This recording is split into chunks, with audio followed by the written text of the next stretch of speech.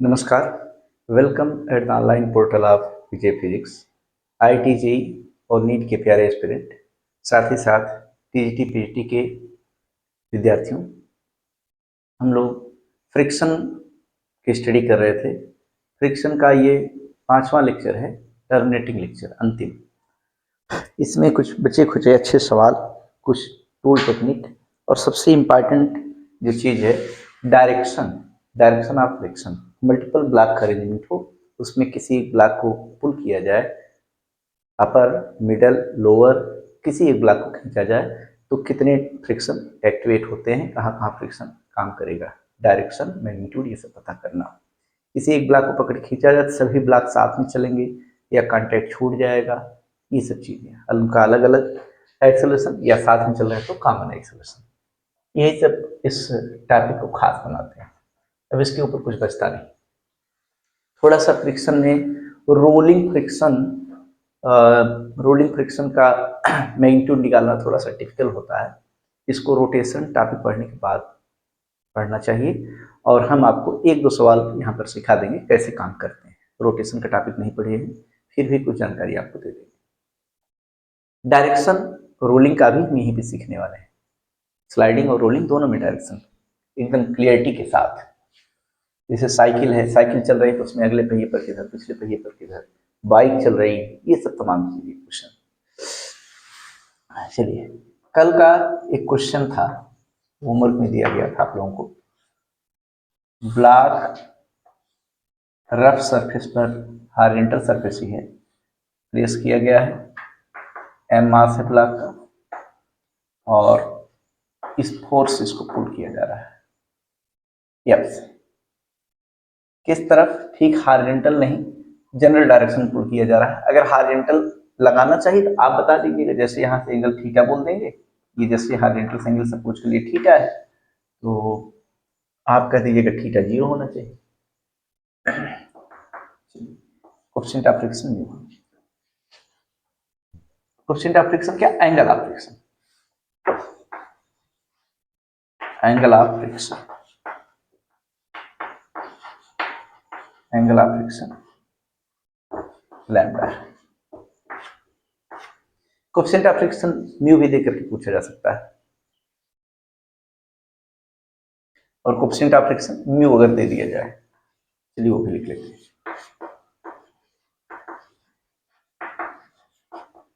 Coefficient of friction जो दिया जाएगा उस फॉर्म में हम लोग आंसरिंग करने का प्रयास करेंगे।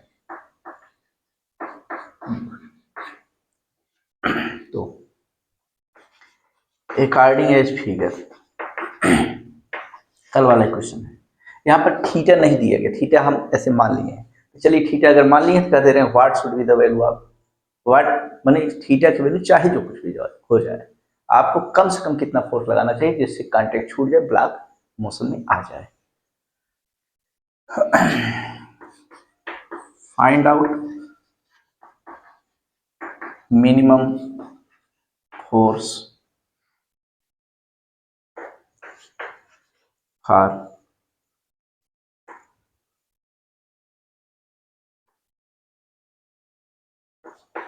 starting the motion of block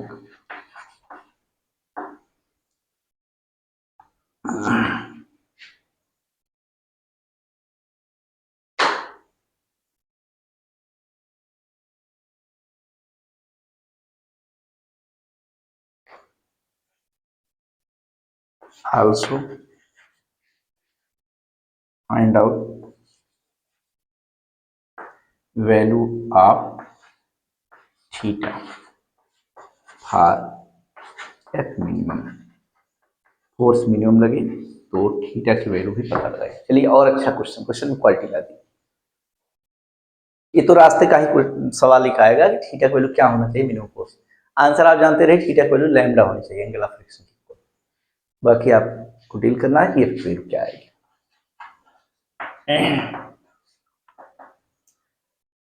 देखिए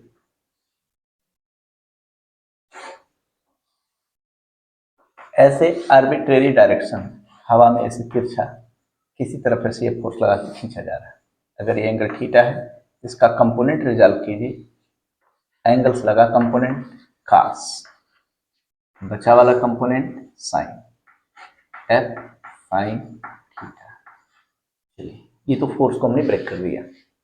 नीचे की तरफ इसका अपना वेट mg, और ऊपर की तरफ normal reaction capital N, normal reaction, और ब्लॉक आगे चलने का प्रयास कर रहा है, पीछे की तरफ फ्रिक्शनल फोर्स F।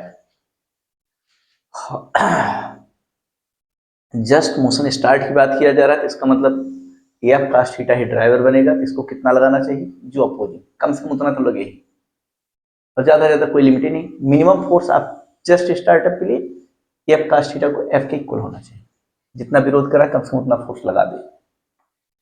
और सच्चाई यही कि थोड़ा सा ज्यादा लगाना पड़ेगा, तब राइट साइड मूव करेगा, लेकिन उस थोड़े की कैलकुलेशन नहीं करना है, इक्वल करके ही निकालना होता है। तो यहां से N plus F sine theta equal to M G. तो नॉर्मल रिएक्शन हो गया आपके लिए M G minus F sine of theta. For just starting the motion, F cos theta equal to F, also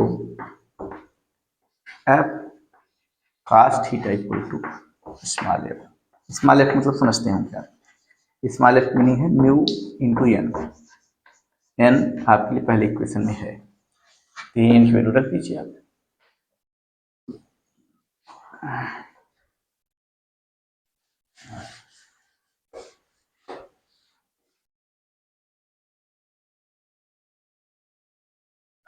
now equation उनका इस्तेमाल किया जाए, capital F cos theta equals to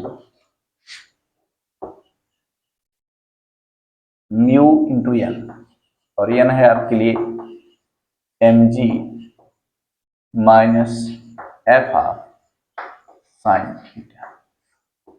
ये अब आपको एफ एस्टिमेट करना, तो एफ निकालिए, एफ यहाँ पे, एफ cos इधर है, इधर म्यू एफ साइन, वो भी माइनस साइन साथ, माइनस में म्यू एफ साइन, इधर ले आइए प्लस हो जाएगा, एफ को बाहर ले लें, cos थीटा इधर प्लस हो जाएगा, प्लस म्यू साइन थीटा, और इधर राइट साइड में म्यू इंटू एन जी, ये हो गया। तो एफ की वैल्यू आ जाएगी mu M G by cos theta plus mu sine theta, ये चीज, ये फोर्स आ गया। लेकिन क्वेश्चन में डिमांड किया गया मिनिमम फोर्स, फोर्स का जनरल एक्सप्रेशन है। मिनिमम फोर्स के लिए थीटा उटा को हटाइए, थीटा की वैल्यू क्या होगी, बल्कि कंडीशन ही निकाल दीजिए। Putting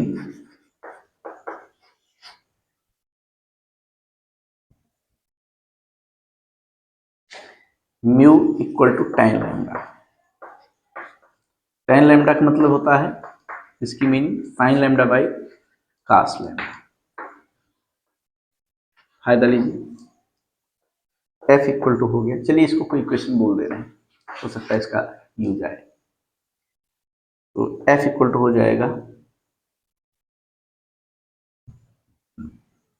sign lambda by cos lambda M G divided by cos theta plus mu sine lambda by cos lambda into sine of theta.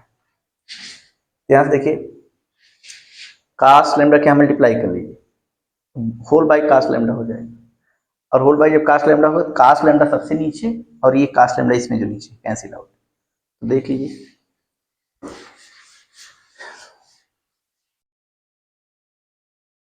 F हो जाएगा आपके लिए एम जी, ऊपर बचा है sine lambda divided by cos theta into cos lambda plus sine theta into sine lambda. अब देखिए यहाँ पे होल बाई जो कास्ट लैम्डा था वो इस वाले कास्ट लैम्डा से कैंसिल हो गया, इसलिए नहीं लिख रहे हैं, ये बचा हुआ है। अच्छा, कल का रिजल्ट जो मैथमेटिकल फार्मूला दिया गया था, 7 इंपॉर्टेंट रिजल्ट ट्रिग्नोमेट्री वाले, वो देखिए आज भी काम दे रहा है। कास ए कास बी प्लस साइन ए साइन बी, ये तो कास ए माइनस बी का होता है, बीच में प्लस रहता था तो ए माइनस बी।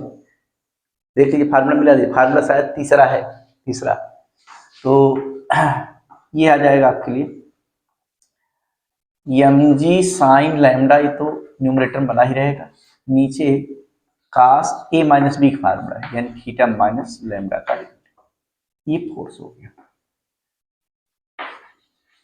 फार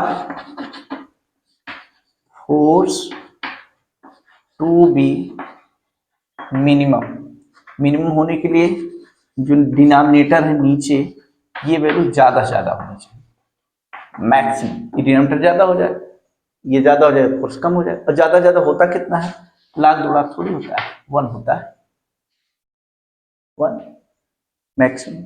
और ये सब घड़ी कब आएगी, जब एंगल जीरो हो, which implies theta minus lambda zero, which implies theta equal to lambda. देख लीजिए, अब आप पूछे कि फोर्स को किस डायरेक्शन में लगाना चाहिए जिससे कम से कम फोर्स में ब्लॉक चल पड़े, जो एंगल ऑफ फ्रिक्शन हो उसे एंगल ऑफ फ्रिक्शन के डायरेक्शन लगाना चाहिए, एंगल ऑफ फ्रिक्शन जितना एंगल हो हाथ एंगल उतने एंगल पे फोर्स लगाइए, धागा बांध के खींचिए तो आसानी से चल पड़ेगा, यही शर्त है। तो अब लिख दीजिए, नाउ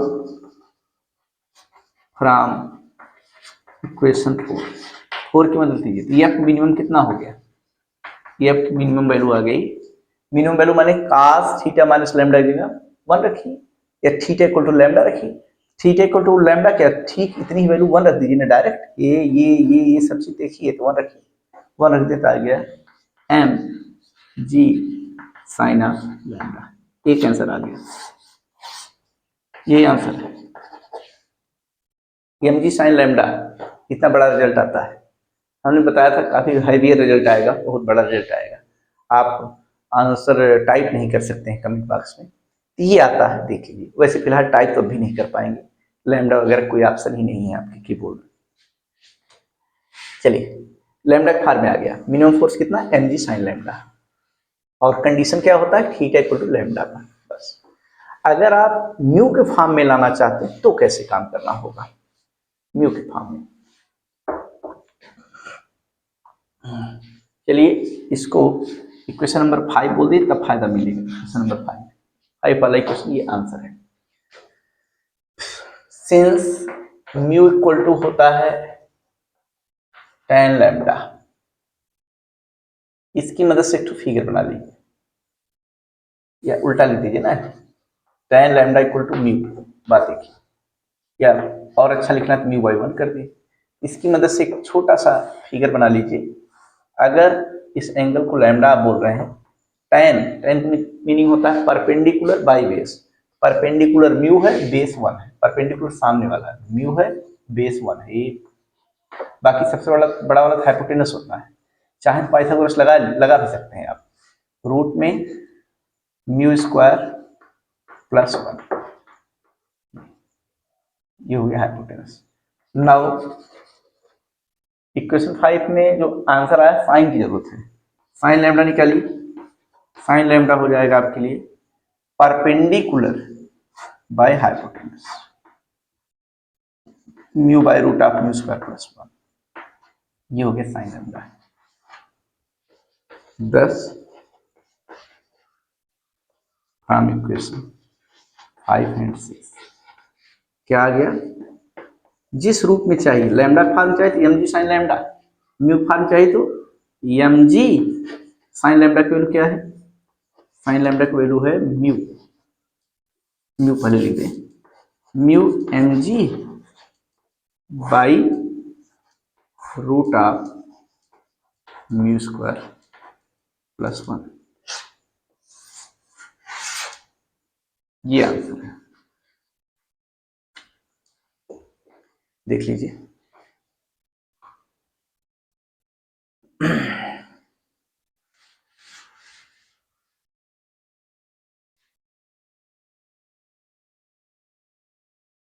एक थोड़ा हैवियर प्रॉब्लम और हो जाए फ्रिक्शन पर, एक बड़ा क्वेश्चन।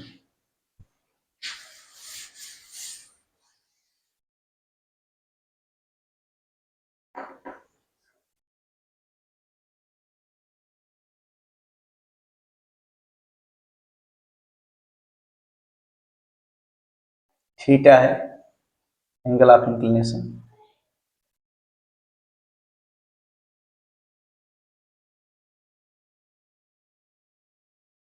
ये ब्लॉक है, इनिशियली रेस्ट से इसको छोड़ा गया, कोएफिशिएंट ऑफ फ्रिक्शन म्यू है, और म्यू वेरिएबल फॉर्म है, म्यू इक्वल टू के इंटू एक्स, यानी जैसे जैसे ये स्लिप करता जाएगा वैसे फ्रिक्शन तगड़ा होता जाएगा। शुरुआत में कांच पर फिसल रहा है, फिर टाइल्स है, फिर प्लास्टर वाली जमीन है, फिर ईंट का जुड़ैया है, ईंट वाला स्लोप है, फिर उसके बाद मिट्टी पड़ा है, फिर मिट्टी पर कपड़ा रख खुरदरा सा बिछा हुआ है। इस तरह से माने धीरे धीरे धीरे धीरे फ्रिक्शन इंक्रीज कर रहा है नीचे जैसे। इसमें ब्लॉक और ये इंक्लाइंड प्लेन में फ्रिक्शन यूनिफॉर्म नहीं है, कांस्टेंट फ्रिक्शन इंक्रीज कर रहा है। तो आपको पता लगाना है, ये खूब लंबा सा इंक्लिनेशन है, लंबा सा इंक्लाइंड प्लेन है। आपको पता लगाना है कहां पर इस शुरुआत में फिसलता है, कहां पर ये रुक जाएगा, एक्स की वैल्यू फाइंड आउट करना है। इसका मास अगर जरूरी हो तो आप ये हमसे पूछ कर सकते हैं। ये आपका क्वेश्चन है।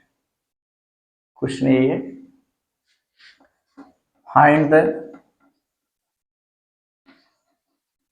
Total distance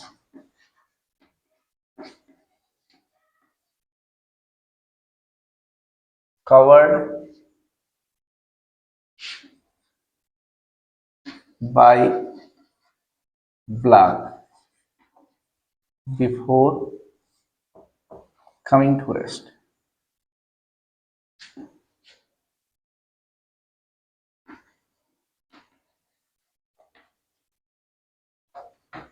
Before coming to rest.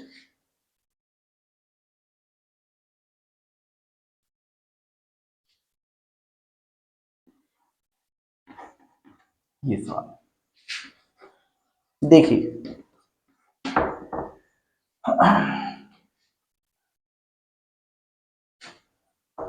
Friction का ही क्वेश्चन है लेकिन थोड़ा सा डिफिकल्ट, हल्का समझदारी शो करना है। पहले ये देखिए कितना एक्सेलरेशन नीचे होता है, जी साइन थीटा। अगर स्मूथ होता तो, लेकिन रफ सरफेस है तो फ्रिक्शन फोर्स अपोज करेगा। अपोज करेगा तो फ्रिक्शनल फोर्स कितना होता है, फ्रिक्शनल फोर्स होता है म्यू इनटू नॉर्मल रिएक्शन, और नॉर्मल रिएक्शन सिचुएशन में एमजी का होता है, ये अपोजिंग फोर्स है। तो आप एक्सेलरेशन फार्मूला लगाइए, ड्राइवर कौन है, M G sine theta, opposer F है, एफ मतलब mu M G cos theta, और बाई मास, मास ऊपर से कॉमन लीजिए और इस नीचे हल्के से। तो इस सिचुएशन में एक्सप्रेशन क्या आता है, G sine theta minus mu cos theta, sorry G sine theta minus mu G cos theta, ये एक्सप्रेशन आता है इंक्लाइन पर अगर फिसल रहा हो तो। चलिए देखा जाए, acceleration of block equal to driving force minus opposing force by mass. Driver होता है नीचे तरफ चलाने के लिए M G sine theta, opposer होता है फ्रिक्शन वाला म्यू, और नॉर्मल रिएक्शन होता है M G cos, mu M G cos by. ये सब काम चुटकी में करना है एकदम आराम से, पीएम का निपटारा हो जाएगा। एक्सेलरेशन फार्मूला आ गया आपके लिए, जी साइन थीटा माइनस म्यू जी कासा थीटा। एक्सेलरेशन का काइनेमेटिक्स में ये फार्मूला बताया गया था, वेलोसिटी और टाइम के साथ अगर रिलेशन निकालना है तो dv बाई dt, लेकिन वेलोसिटी और डिस्प्लेसमेंट के साथ तो v dv by ds, S भी द डिस्प्लेसमेंट, यहाँ लिख दे रहे हैं v dv बाई ds न लिख करके df लिखिए, दोनों एक्सेलरेशन बैलेंसिंग कराइए, v dv by dx equal to G sine theta minus mu G cos theta, V D V आ गया डी एक्स मल्टीप्लाई, और म्यू की वैल्यू भी रख दीजिए, म्यू की वैल्यू के एक्स यहाँ रख दीजिए, G sine theta minus K X into G cos theta और whole into D X. Integrate करिए, ऑन इंटीग्रेटिंग मान ले रहे हैं एक्स डिस्टेंस चलते चलते वेलोसिटी वी हो जाती है। शुरुआत में तो कुछ नहीं, जीरो टू वी और वी डी वी, इधर जी आप कॉमन ले सकते हैं एकदम बाहर, और ये zero T x integration limit क्या बचा, sign theta minus K X cos theta, जी जी बाहर लिया गया, कुछ बहुत कठिन काम नहीं हुआ है। साइन थीटा आपके लिए कांस्टेंट तरह है, तो एक्स के रिस्पेक्ट में जब इंटीग्रेशन करें एक से एक्स आ जाएगा, साइन थीटा इंटू एक्स हो जाएगा, यहाँ पर माइनस के एक्स का एक्स स्क्वायर बाई टू हो जाएगा, बाकी खास कांस्टेंट है। लेफ्ट हैंड का इंटीग्रल हो जाएगा, लेफ्ट हैंड का v है तो वी स्क्वायर बाई टू, इधर वी स्क्वायर बाई टू, और लिमिट उमिट लगा दीजिए, इतना जीरो से ही रखना है, इधर g बाहर है और यहाँ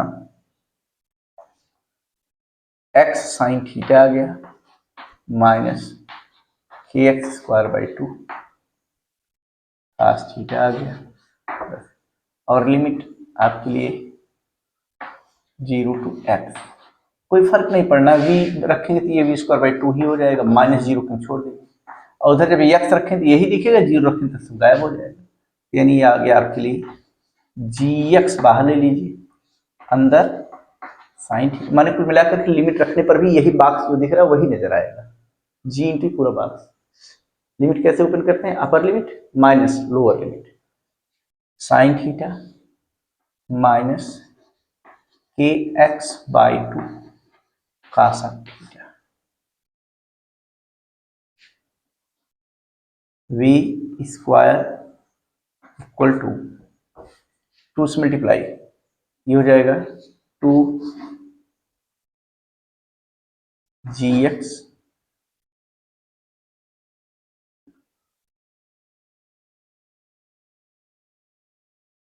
to G X sine theta minus two से मल्टीप्लाई करें टू कैंसिल,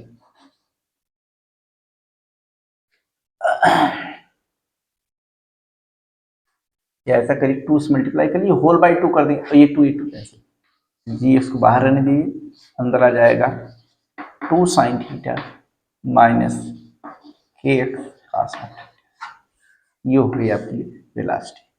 वेलासिटी क्या, वेलासिटी की स्क्वायर है, वी चाहते हैं तो रूट लगाना पड़ेगा।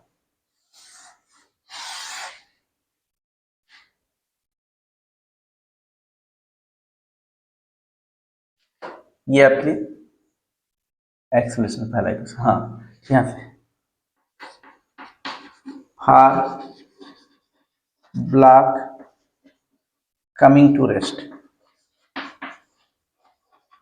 कमिंग टू रेस्ट मतलब v equal to zero, final velocity zero हो जाए, क्या आ जाएगा, जी एक्स भी गायब करिए, इधर box two sine theta minus K X cos theta equal to zero, तो टू साइन थीटा क्या आ गया, उस तरफ ले जाइए, K X cos theta, X में इंटरेस्टेड है कास से डिवीजन, कास से डिवीजन लगेगा टेन हो जाएगा, के भी नीचे लिख दे रहे हैं, टू साइन थीटा बाई के कास थीटा, एक्स वैल्यू आ गई टू tan थीटा बाई के, ये कितनी डिस्टेंस कवर करने के बाद ब्लॉक रुक जाएगा, टू tan थीटा बाई के भी द एंगल ऑफ इंक्लिनेशन है, एंड के भी द, सॉरी थीटा क्या है, एंगल ऑफ इंक्लिनेशन है, और के क्या है, यक्स का कोफिशिएंट है, जो म्यू का एक्सप्रेशन दिया गया था, म्यू इक्वल टू के इंटू यक्स, वही यक्स का कोफिशिएंट है, यही आंसर है। अच्छा, एक क्वेश्चन और इसमें बन सकता है, बताइए शुरुआत में चल रहा है फ्रिक्शन बढ़ रहा है, तो पहले तो मैक्सिमम वेलोसिटी गेन किया होगा, फिर घटते घटते घटते घटते जीरो। शुरुआत में जीरो से चला, u इक्वल टू जीरो, माने कोई वेलोसिटी नहीं थी। धीरे धीरे उस फ्रिक्शन जब कम था तो उसमें वेलोसिटी धीरे धीरे बढ़ रही थी, बढ़ रही थी, बढ़ रही थी, लेकिन बढ़कर मैक्सिमम वैल्यू गेन की, फिर घटना शुरू हुई, लास्ट में जीरो हुआ। तो आपसे पूछा जाए कि रास्ते में कितनी मैक्सिमम वेलोसिटी एक्वायर किया, तो क्वेश्चन हो गया आपका। एक और नया सवाल, कंडीशन फॉर वी मैक्स, रास्ते में मैक्सिमम वेलोसिटी हुई हो, मैक्सिमम वेलोसिटी के लिए क्या कंडीशन है, एक्सेलरेशन जीरो। मैक्सिमा और मिनिमा की एक ही सूरत है, आप डिफरेंशिएट करके टाइम के रिस्पेक्ट में जीरो करें, तो वेलोसिटी मैक्सिमम हो जाती है, इसका मतलब dv बाई dt जीरो, और dv बाई dt क्या है, एक्सेलरेशन। और एक्सेलरेशन देखिए पहले इक्वेशन में ही लिखा गया है, पहले इक्वेशन से मदद लीजिए। पहले इक्वेशन में था g sine theta minus mu g cos theta equals to G. यहाँ से आप g साइन थीटा और इक्वल टू इधर लिख दे रहे हैं म्यू g कास थीटा, और म्यू की वैल्यू आपको पता है k इंटू एक्स था, ये हो गया साइन थीटा इक्वल टू के एक्स कास थीटा। आपको x चाहिए, x k और कास थीटा से डिवीजन, ये हो जाएगा tan थीटा बाई के, एक्स चाहिए, एक्स tan थीटा बाई।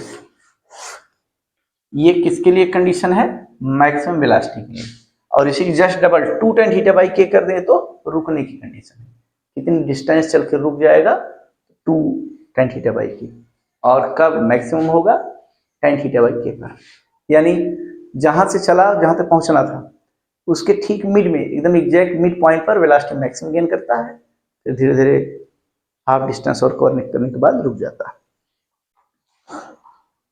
ये वेरिएबल मोड वाला था क्वेश्चन, जिसमें म्यू वेरी कर रहा हो, इंटीग्रेशन से सॉल्व होता है। और ऐसे क्वेश्चन नीट के लेवल के नहीं, केवल आईआईटी के लेवल के, अपने लेवल की पहचान भी करते रहिए। अनायास हर तरह का प्रॉब्लम, कोई भी प्रॉब्लम कहीं भी नहीं लगाना है। फिजिक्स से हम लोग पीएचडी नहीं करने आए हैं, बस अपने काम भर की चीजें, बैरियर को क्रॉस करने आए हैं। पर्टिकुलर टॉपिक जो सिलेबस में, उसको एकदम निगाह रख रहे हैं, क्या क्या पूछा जाता है, कैसे क्वेश्चन राइट कर होते हैं, वही पढ़ते हुए हम लोग आगे निकलते चल रहे हैं। यही जरूरी भी, यही समय की डिमांड है। पढ़ने की सेट स्ट्रेटजी होनी चाहिए, मनमानी कुछ बहुत भारी भरकम चीजें है तो टॉपिक से रिलेटेड बहुत भारी भरकम, जो कभी पूछा नहीं जाता, कभी पूछा नहीं जाएगा, उस तरह की चीजें पढ़ने का कोई लाभ नहीं, तो समय की बर्बादी है। देखिए एक बहुत हल्का सा प्रॉब्लम, एक छोटा वाला नन्हा सवाल,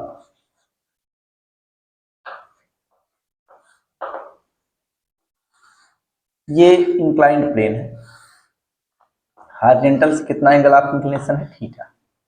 इस पर कोई एम मास का ब्लॉक रखा गया है, इक्वल प्रेजेंस ऑफ माइंड की चेकिंग है, एम मास का ब्लॉक रखा गया है, और ये खुरदरा सरफेस है, रफ, और जैसे रखा गया वैसे ही रुका हुआ है, फिसल नहीं रहा है, तो आपको पता लगाना है friction. According as figure, friction होगा, ये ब्लॉक के बारे में बता दें, if block remains at rest on inclined plane, तो then फ्रिक्शन होगा। आप समझ रहे हैं, पहला option mu into M G होगा, एकदम गलत जवाब, क्योंकि ये तो टेबल पर रहता तब म्यू इंटू एम जी होता है, कोई बात नहीं, ये पश्चाताप कर रहे हैं। Mu M G cos theta होगा, पता नहीं भाई। तीसरा mu M G sine theta होगा। चौथा mg sin थीटा।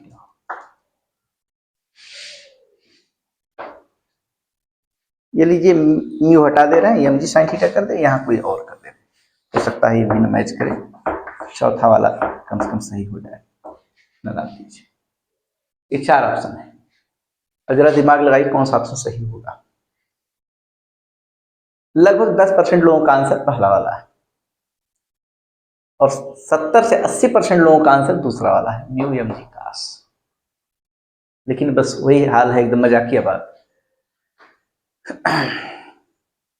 आपके रसोई में लौकी है, आलू है, और ये मिर्चा है, प्याज, हल्की फुल्की चीजें हैं, बस इतनी सी चीजें, इतना नाम ले रहे हैं, और आपसे कहा जा रहा है कि जरा पनीर बनाइए। पनीर आप कहाँ से बना पाएंगे? लौकी कहाँ पनीर बनता है? लौकी की और सब चीजें जो बनती होंगी, सब्जी उब्जी भुजिया बन सकती है, पनीर नहीं बन पाएगा। यानी जो पैरामीटर दिया जाए उसी फॉर्म में आंसरिंग करनी होती है। ये पहली बात, इंपॉर्टेंट बात। यहाँ पर रफ तो लिख दिया गया, लेकिन कितना रफनेस है, इसका कोएफिशिएंट ऑफ फ्रिक्शन कितना, उसके बारे में जिक्र नहीं किया गया। म्यू नहीं दिया गया तो इसका मतलब पहला, दूसरा, ये सब ऑप्शन छूना बेकार है। अब मान लीजिए थोड़ी देर के लिए म्यू दे ही दिया जाए तो क्या करेंगे? तब उसके लिए फिर वही पुराना डायलॉग, जैसे आपको चाय बनाना है, रसोई में चाय बनाना है तो चाय पत्ती, चीनी, अदरक ये सब यूज करेंगे आप। बगल में अरहर की दाल रखी है उसी रसोईया में, वॉशिंग पाउडर बर्तन वर्तन धुलने के लिए रखा गया है, राजेश मसाला भी रखा गया है।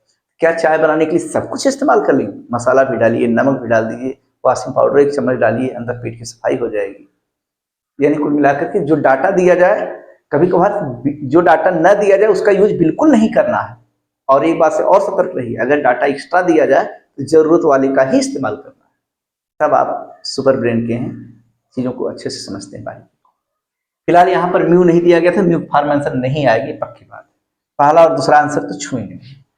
इसका आंसर क्या होगा जानते हैं? अब आप बताइए, इक्विलिब्रियम के लिए क्या जरूरी है? वही पुराना चीज, न्यूटन लॉ में जो हम लोग सीखते थे एक्सेलरेशन का, driving force minus opposing force by mass. और कहीं अगर रेस्ट में है, इक्विलिब्रियम में, तो कोई बात नहीं, ड्राइवर इक्वल टू अपोजन। बताइए इस पर नीचे की तरफ कितना फोर्स लगता है? mg साइन लगता है, और प्लेन में दबाने के लिए F लगता है, सॉरी mg कास लगता है, वही नॉर्मल रिएक्शन होता है। तो यहाँ पर mg साइन से ब्लॉक नीचे तरफ स्लिप करना चाहिए, लेकिन फ्रिक्शन ही है जो अपोज कर रहा होगा। तो यहाँ पर कौन किसको मैनेज किया? बस फ्रिक्शनल फोर्स यही है, mg sine theta, frictional force या फ्रिक्शन। यही शुद्ध सटीक आंसर है आपका, सी ऑप्शन। कुछ नहीं, इसमें दिमाग ही नहीं चलाना था। अब भाई अगर म्यू दे दिया जाता तो तब भी म्यू mg कास नहीं होता, क्योंकि म्यू mg कास सुप्रीमम वैल्यू को रिप्रेजेंट करता है। केवल रुका है तो इसका मतलब नीचे वाला ऊपर वाले बैलेंस करा है, तब भी mg साइन होता। याद रखिएगा, अगर यहाँ म्यू दिया जाए तब भी आपका जवाब यही होगा रेस्ट कंडीशन में, बस, और इससे ज्यादा कुछ नहीं कहेंगे।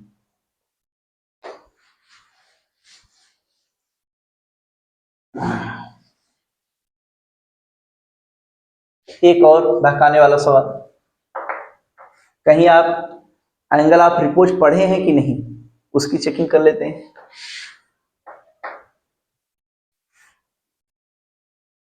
ये इंक्लाइंड प्लेन है, थीटा है एंगल ऑफ इंक्लिनेशन, थीटा। ये हॉरिजॉन्टल है, ये inclined.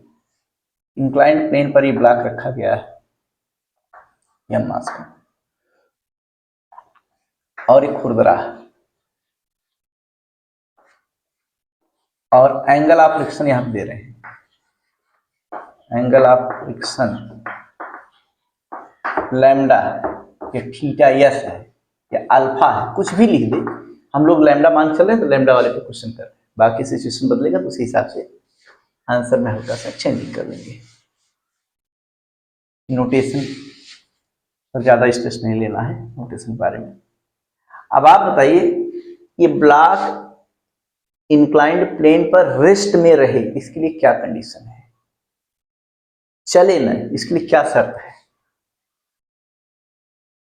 According as figure for block to be at rest, to be at rest,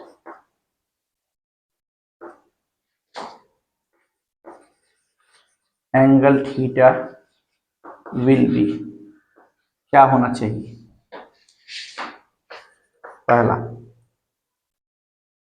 theta equal to lambda होना चाहिए। दूसरा, थीटा की वैल्यू लैम्डा या उससे ग्रेटर होनी चाहिए। तीसरा, थीटा की वैल्यू लेस देन लैम्डा होनी चाहिए। चौथा, थीटा की value less or equals to lambda होनी चाहिए। देखिए कितना खतरनाक आंसर बना है। थोड़ा सा यहाँ लेस है, यहाँ पर लेसर इक्वल टू, यहाँ पर ग्रेटर आर इक्वल टू, इस तरह से। कौन सा मोस्ट अप्रोप्रिएट आंसर, यही छांटना है। याद रखिएगा, angle of friction he angle of repose होता है। एंगल ऑफ रिपोज तक बॉडी अपोज में रहती है, रुकी रहती है। अगर थोड़ा सा उससे ज्यादा अगर एंगल आपने उठा दिया तो बॉडी स्लिप करना शुरू। यानी थीटा की वैल्यू क्या होनी चाहिए? थीटा की वैल्यू, एंगल ऑफ रिपोज अगर इसको मानते हैं तो एंगल ऑफ रिपोज और लैम्डा दोनों एक ही चीज है। रिपोज वाला एंगल क्या है? जहां तक बॉडी रुकी रहती, लिमिटिंग कंडीशन। यानी थीटा ही लिमिटिंग कंडीशन है, मानी लैम्डा जब हो जाएगा थीटा तो वही लिमिटिंग कंडीशन, लैम्डा तक रुका रहे। लैम्डा से ज्यादा एंगल बढ़ाएंगे तो चल पड़ेगी। यानी क्या आ जाएगा? सोल्यूशन है इसका, आंसर लिखिए, थीटा की वैल्यू लेस देन लैम्डा होनी चाहिए या इक्वल टू लैम्डा भी चल जाएगा, फॉर इक्विलिब्रियम या रेस्ट। ये आंसर है। यानी कौन सा आंसर है? ये डी वाला मोस्ट है। और इसी कहा जाए फॉर मोशन, ब्लॉक चल पड़े, थीटा को लैम्डा से ज्यादा होनी चाहिए। यानी option B is correct. B क्या? ग्रेटर देन होना चाहिए, इक्वल टू लैम्डा तक रुका रहता है। Less or equal to lambda, less or equal to lambda रहेगा एंगल ऑफ इंक्लिनेशन, तो ब्लॉक रुका रहेगा। ठीक, चलने के लिए एंगल ऑफ फ्रिक्शन से ज्यादा कर दीजिए, चल पड़ेगा।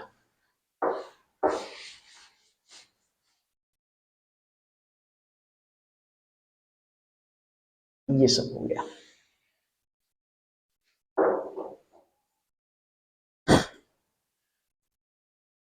थोड़ा सा मैथमेटिकल फॉर्म देखिए, कैलकुलस अप्रोच। कैलकुलस से कैसे फ्रिक्शन को सॉल्व करते हैं, इसके लिए टूल सीखते हैं। dy by dx of any curve, ये ढाल बताता है, represents slope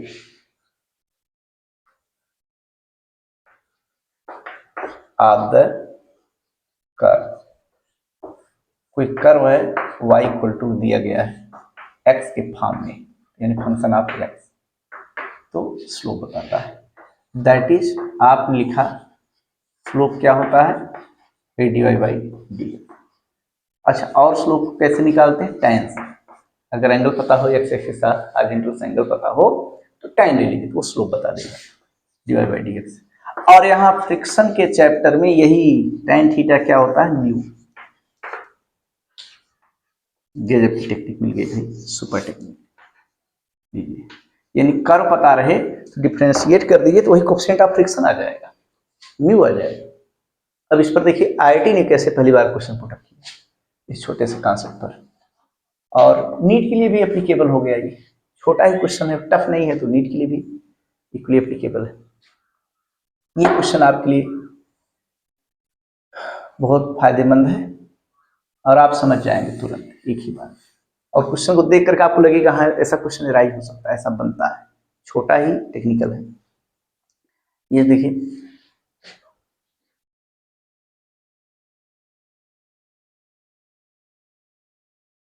if a particle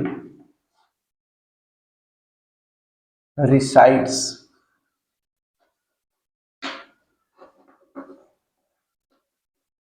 inside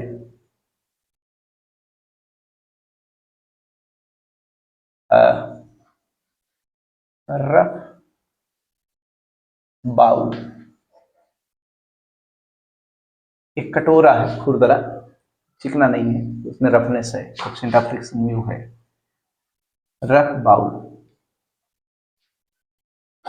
अब बाउल फिगर बना के नहीं दिया जा रहा है, स्फेरिकल बाउल है, पैराबोलिक बाउल है, इलिप्टिकल बाउल है, कैसा नहीं पता, गिवन बाई इक्वेशंस दिया जा रहा है, y equal to X square by two, इस तरह से Y equal to X square by two से दिया जा रहा है।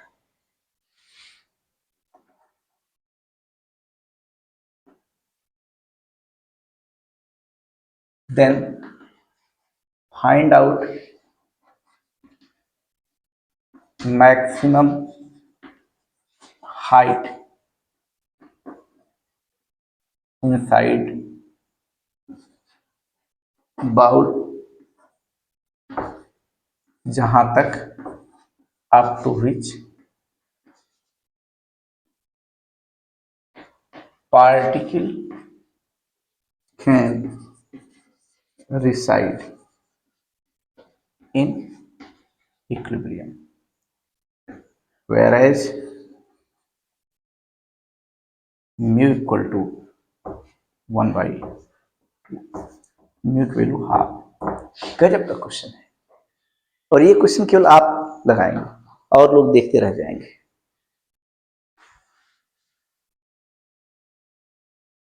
अब बहुत लोगों को हाइट नहीं समझ में आएगी, बहुत लोग ये सीन नहीं समझ पाएंगे है कैसा। तो देखिए ये y में सिंगल पावर है, x में डबल पावर है, इसका मतलब ये पैराबोला है। और अब पैराबोला किस तरह होता है, कटोरी की तरह, किधर तरफ मुंह खुलता है, जिसमें सिंगल पावर, y में सिंगल पावर हो, ऊपर तरफ मुंह खुला रहेगा कटोरी का। ये आप फिगर वन न बनाए तब भी सॉल्व हो जाएगा प्रॉब्लम। और क्या पूछा गया, हाइट, हाइट माने x की y, y पूछा गया, y की वैल्यू पूछा गया है जहां तक पार्टिकल रखा जा सकता है। आप बनाना चाहें तो इस फिगर को बना सकते हैं, और कोई दिक्कत समस्या हो समझने में बिल्कुल मत बनाइए, आप अपना काम चला लीजिए, केवल मैथमेटिकल इक्वेशन दिखाकर। ये कोऑर्डिनेट एक्सिस बना दिया, पैराबोला है, मुंह ऊपर तरफ खुलेगा इस तरह से। मान ले रहे हैं पार्टिकल यहाँ पर रखा जा सकता है। ये इसका लोकेशन क्या है, x, y, ऐसे मान ले रहे हैं। तो x मतलब ये हॉरिजॉन्टल, y मतलब ये वर्टिकल। हाइट कहा गया तो y ही चाहिए आप। यहाँ पर since dy by D x होता है म्यू, तो dy बाई डी एक्स वहां से करिए, एक्स स्क्वायर बाई टू का डिफ्रेंसिएशन 2x और नीचे 2 रहेगा, और म्यू, म्यू आपके लिए 1 बाई टू, तो 2 से 2 कैंसिल, एक्स वैल्यू क्या आ गई 1 by two, X value 1 by two आ गई, लेकिन y चाहिए, बट y क्या था, y था आपके लिए एक्स स्क्वायर बाई टू, यही एक्स वैल्यू रख दीजिए 10, y हो गया आपके लिए एक्स वैल्यू हाफ रखें, तो 1 बाई टू नीचे है, और x value half 1 by to का स्क्वायर, ये तो 1 बाई फोर हो गया, y की वैल्यू आ गई 1 बाई एट। यही आपके लिए मैक्सिमम हाइट है, या एच मैक्स लिख दे रहे हैं, H max 1 by eight unit, यानी मीटर में होगा तो मीटर में फिट हो जाएगा, सेंटीमीटर में होगा तो सेंटीमीटर। कोई पूछे लोकेशन बताइए, पॉइंट कोऑर्डिनेट बताइए जहां पर इक्विलिब्रियम में रहे, एक्स कामा वाई, एक्स आपके लिए है 1 बाई टू और ये कामा 1 बाई एट, तो ये हो जाएगा, ये लोकेशन हो गया। हाइट पूछा है केवल कामक बाद वाला, ये वाई वाला बता दिए हाइट हो गया, हम लोग लोकेशन पता ले रहे हैं, समझ गए होंगे। क्वेश्चन अच्छा था, यानी y इक्वल टू दिया जाए तो डिफरेंशिएट करके म्यू इक्वल कर दीजिए, और हाइट पूछा जाए तो वहां से एक्स वैल्यू निकाल लीजिए, एक्स वैल्यू फिर मेन इक्वेशन रखिए, मेन इक्वेशन माने जो इक्वेशन दिया गया क्वेश्चन y इक्वल टू क्या था, एक्स स्क्वायर बाई टू, इसी में एक्स वैल्यू रख दी तो y आ गया, y मीन्स हाइट। चलिए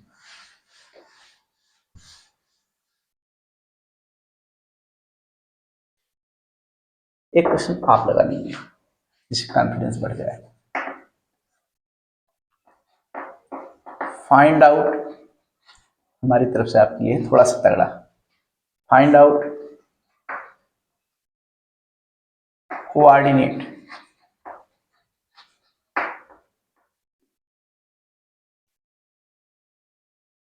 at which particle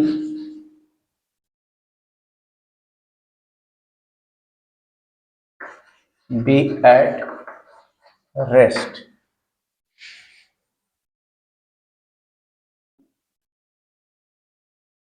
for maximum या far highest point, highest point, where as mu equal two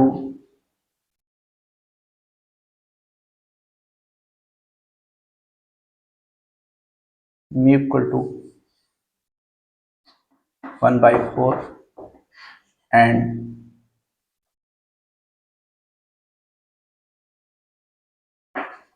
equation of curve be y equal to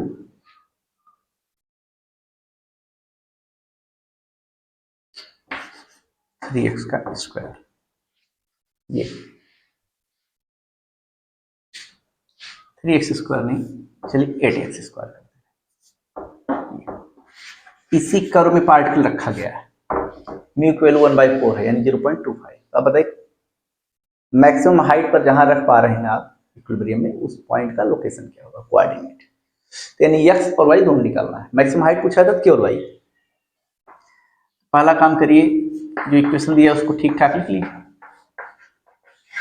अब dy/dx निकालिए, dy/dx equal to यहाँ क्या आ जाएगा, ये 16x स्क्वायर, और dy/dx यही क्या है, यही आपके लिए म्यू है, which implies mu equal to 16x square. Mu की मीनिंग देखे रहे हैं, क्वेश्चन दिया गया है 1/4 है।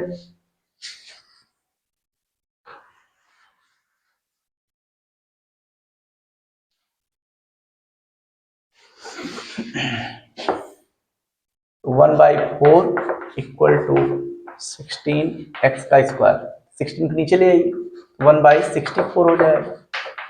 x चाहिए तो गलत हो गया जी, यहाँ पर 16x होगा, पावर एक कम होती है, 16x। 1/4 इक्वल टू 16x, तो x की वैल्यू 1/16 ये x हो गया। यही x वैल्यू रखिए इक्वेशन 1 में। नाउ फ्रॉम इक्वेशन 1 से y आ जाएगा आपके लिए 8x स्क्वायर यानी 1/64 इंटू 1/60, 8 से कैंसिल करिए, 8 आ जाएगा, 1/8 और इंटू 64, 8 जा 64, बाकी 64 बचा है। y की वैल्यू हो गई 8 4 जा 32, 32, और 8 6 जा 48 और 3 हो गई 51, 512। ये y की वैल्यू हो गई। कोऑर्डिनेट क्या आ गया, यहाँ पर पार्टिकल रेस्ट में रह सकता है, मैक्सिमम हाइट वाला कोऑर्डिनेट हो गया आपके लिए x, y। x आपके लिए 1/64 है और ये 1/512, 512, ये आंसर। चलिए ऐसे सवाल हम लोगों के हल्के हो गए।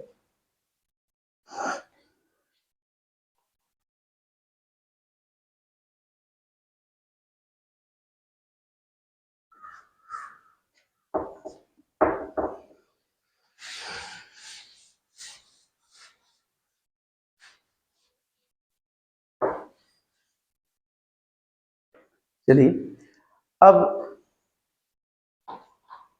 पूरा फ्रिक्शन पूरी तरह से हम लोग कवर कर चुके हैं, पूरे फ्रिक्शन का टॉपिक समाप्त है। लेकिन फिर भी खूब पढ़ने के बाद भी एक कसक मन में रह जाती है, डायरेक्शन में क्लियरिटी कम रहती है लोगों को। तो अब हम डायरेक्शन पर चर्चा कर रहे हैं, लास्ट अंतिम लेक्चर में डायरेक्शन बताने चल रहे हैं, डायरेक्शन कैसे निकालते हैं। डायरेक्शन आ गया तो फ्रिक्शन में और ताकत के साथ और पावरफुली आप हर क्वेश्चन को सॉल्व कर लेंगे, एक भी क्वेश्चन छूटने नहीं देंगे।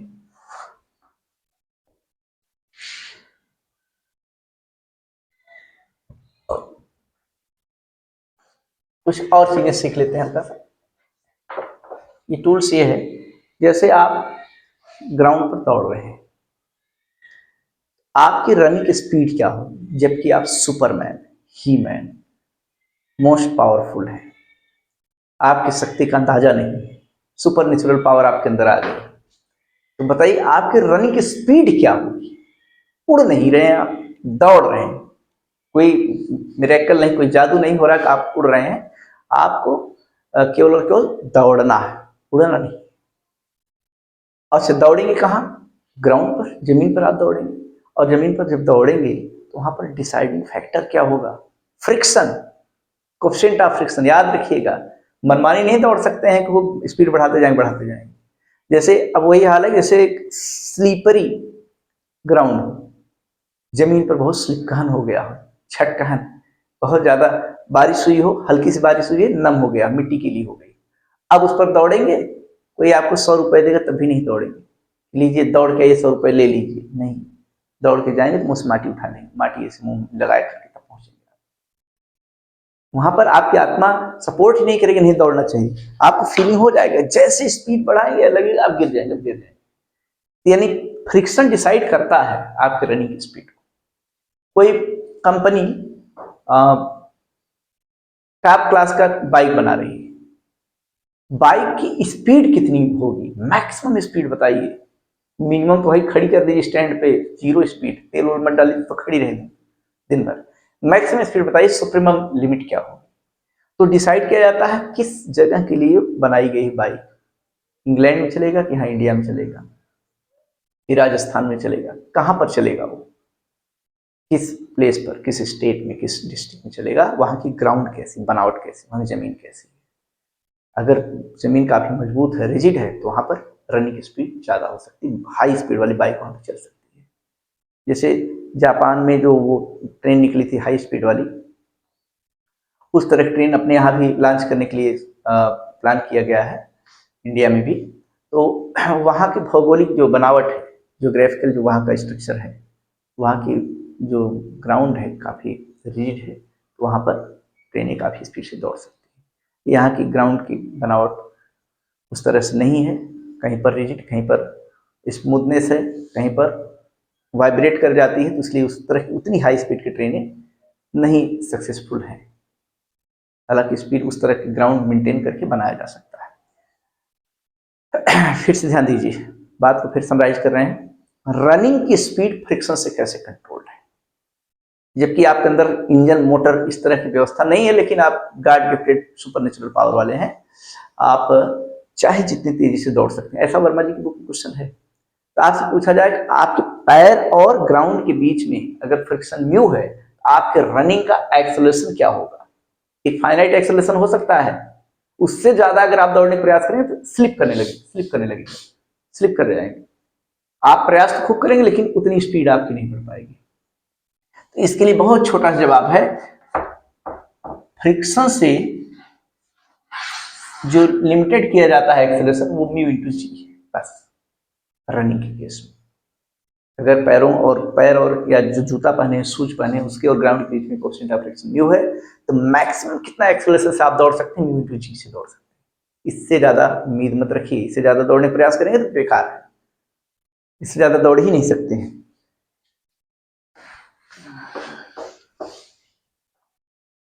Maximum acceleration controlled by friction, बहुत ऊंची बात है।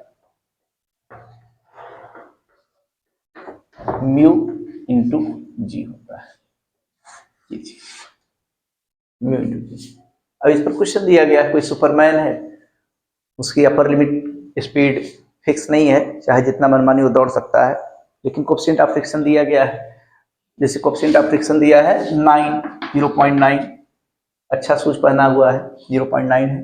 बताइए 200 मीटर चलने में, 500 मीटर चलने में कितना समय लेगा वो, जबकि सुपरमन में कुछ भी है वेलोसिटी की। तो यहाँ पर एक्सेलरेशन तो हो गया, एक्सेलरेशन कितना, 0.9 इंटू 10 यानी 9 मीटर पर सेकेंड स्क्वायर। अब इक्वेशन लगा दीजिए, S equal to U T plus half A T square. Initial velocity नहीं है तो यही लगाइए आप, ए की वैल्यू 9 रख दीजिए, अपना टी निकल आएगी जितना दौड़ाना हो। टी की वैल्यू क्या आ जाएगा, रूट ऑफ 2s बाई ए, इसे रख दीजिए, आ जाएगा। ये एक छोटी सी बात है, ए की प्लेस पर म्यू इंटू जी रखना है, बाकी सेकंड इक्वेशन मोशन का इस्तेमाल कर लेना है।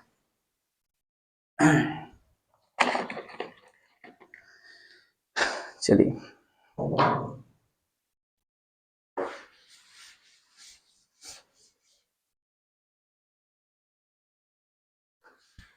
और यही इंक्लाइंड रहेगा तो इंक्लाइंड सरफेस पे अगर चल रहा है तो कितना होगा एक्सेलरेशन इंक्लाइंड के लिए? तब एक्सेलरेशन होगा A equal to G sine theta minus mu G cos theta. ये ग्राउंड के लिए है, ये इंक्लाइंड के लिए, लेवल ग्राउंड के लिए।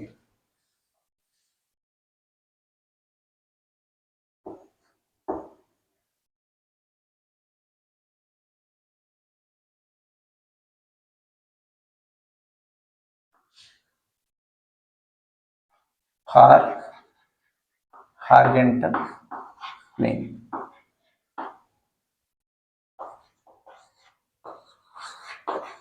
For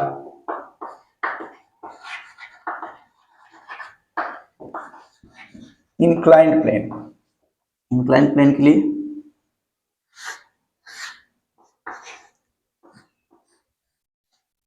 coefficient of friction mu है, कितने एक्सेलरेशन से ये आएगा? ए इक्वल टू जी साइन से आता, लेकिन म्यू जी कास, ये एक्सेलरेशन ही है, म्यू जी कास अपोजिट वाला।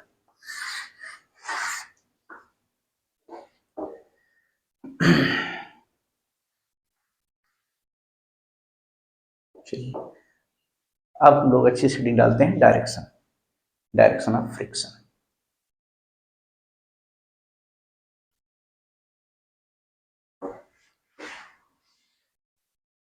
फिर मल्टीपल ब्लॉक वाले प्रॉब्लम करके टॉपिक को एंड कर देंगे।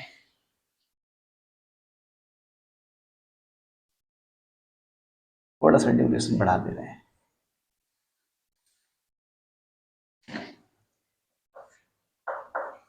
डायरेक्शन ऑफ फ्रिक्शन,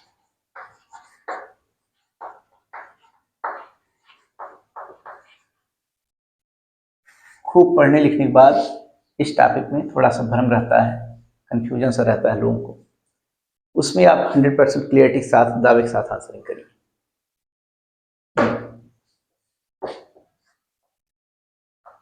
खूब मन से पढ़ने के बाद, बड़े बड़े लोगों के अंदर कंफ्यूजन रहता है, जो पढ़ाने वाले गुरु जी लोग होते हैं वो भी कंफ्यूज रहते हैं, इसको अलग से कभी डील नहीं करते हैं, कभी इस पर चर्चा नहीं करते हैं। पर्टिकुलर कोई प्रॉब्लम आया बुक में, मोबाइल फोन में, कॉपी पे जो पढ़े हुए हैं गुरु जी, उसी टॉपिक को डील करते हैं।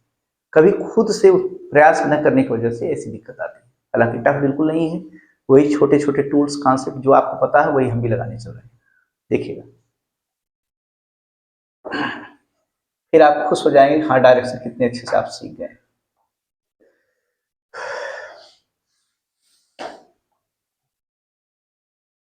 पहले हम लोग स्लाइडिंग फ्रिक्शन सीखते हैं, स्लाइडिंग, ये फिसलाने वाला, फिर लुढ़काने वाला, रोलिंग वाला सीखें।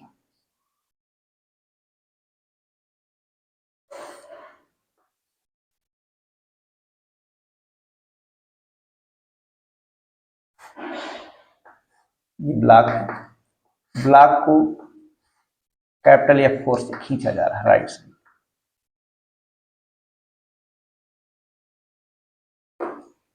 यप। तो बताइए फ्रिक्शनल फोर्स किधर लगेगा? फ्रिक्शनल फोर्स पीछे की तरफ लगेगी, ऐसे, बस सीधी सी बात है। अच्छा, ये फ्रिक्शनल फोर्स किस पर लगेगा? ब्लॉक पर लगेगा, याद रखिएगा। लेकिन ज्यादा क्लियरिटी लाने वाला जो फिगर बना रहे हैं उसको जरूर बनाइए, और वहीं से अच्छी हैबिट डेवलप हो जाएगी इसी सेकंड फिगर से। इस ब्लॉक को जब आप राइट साइड खींचेंगे, दाहिनी तरफ चलाने का प्रयास करेंगे, चल रहा है कि नहीं चल रहा है तो बात की बात।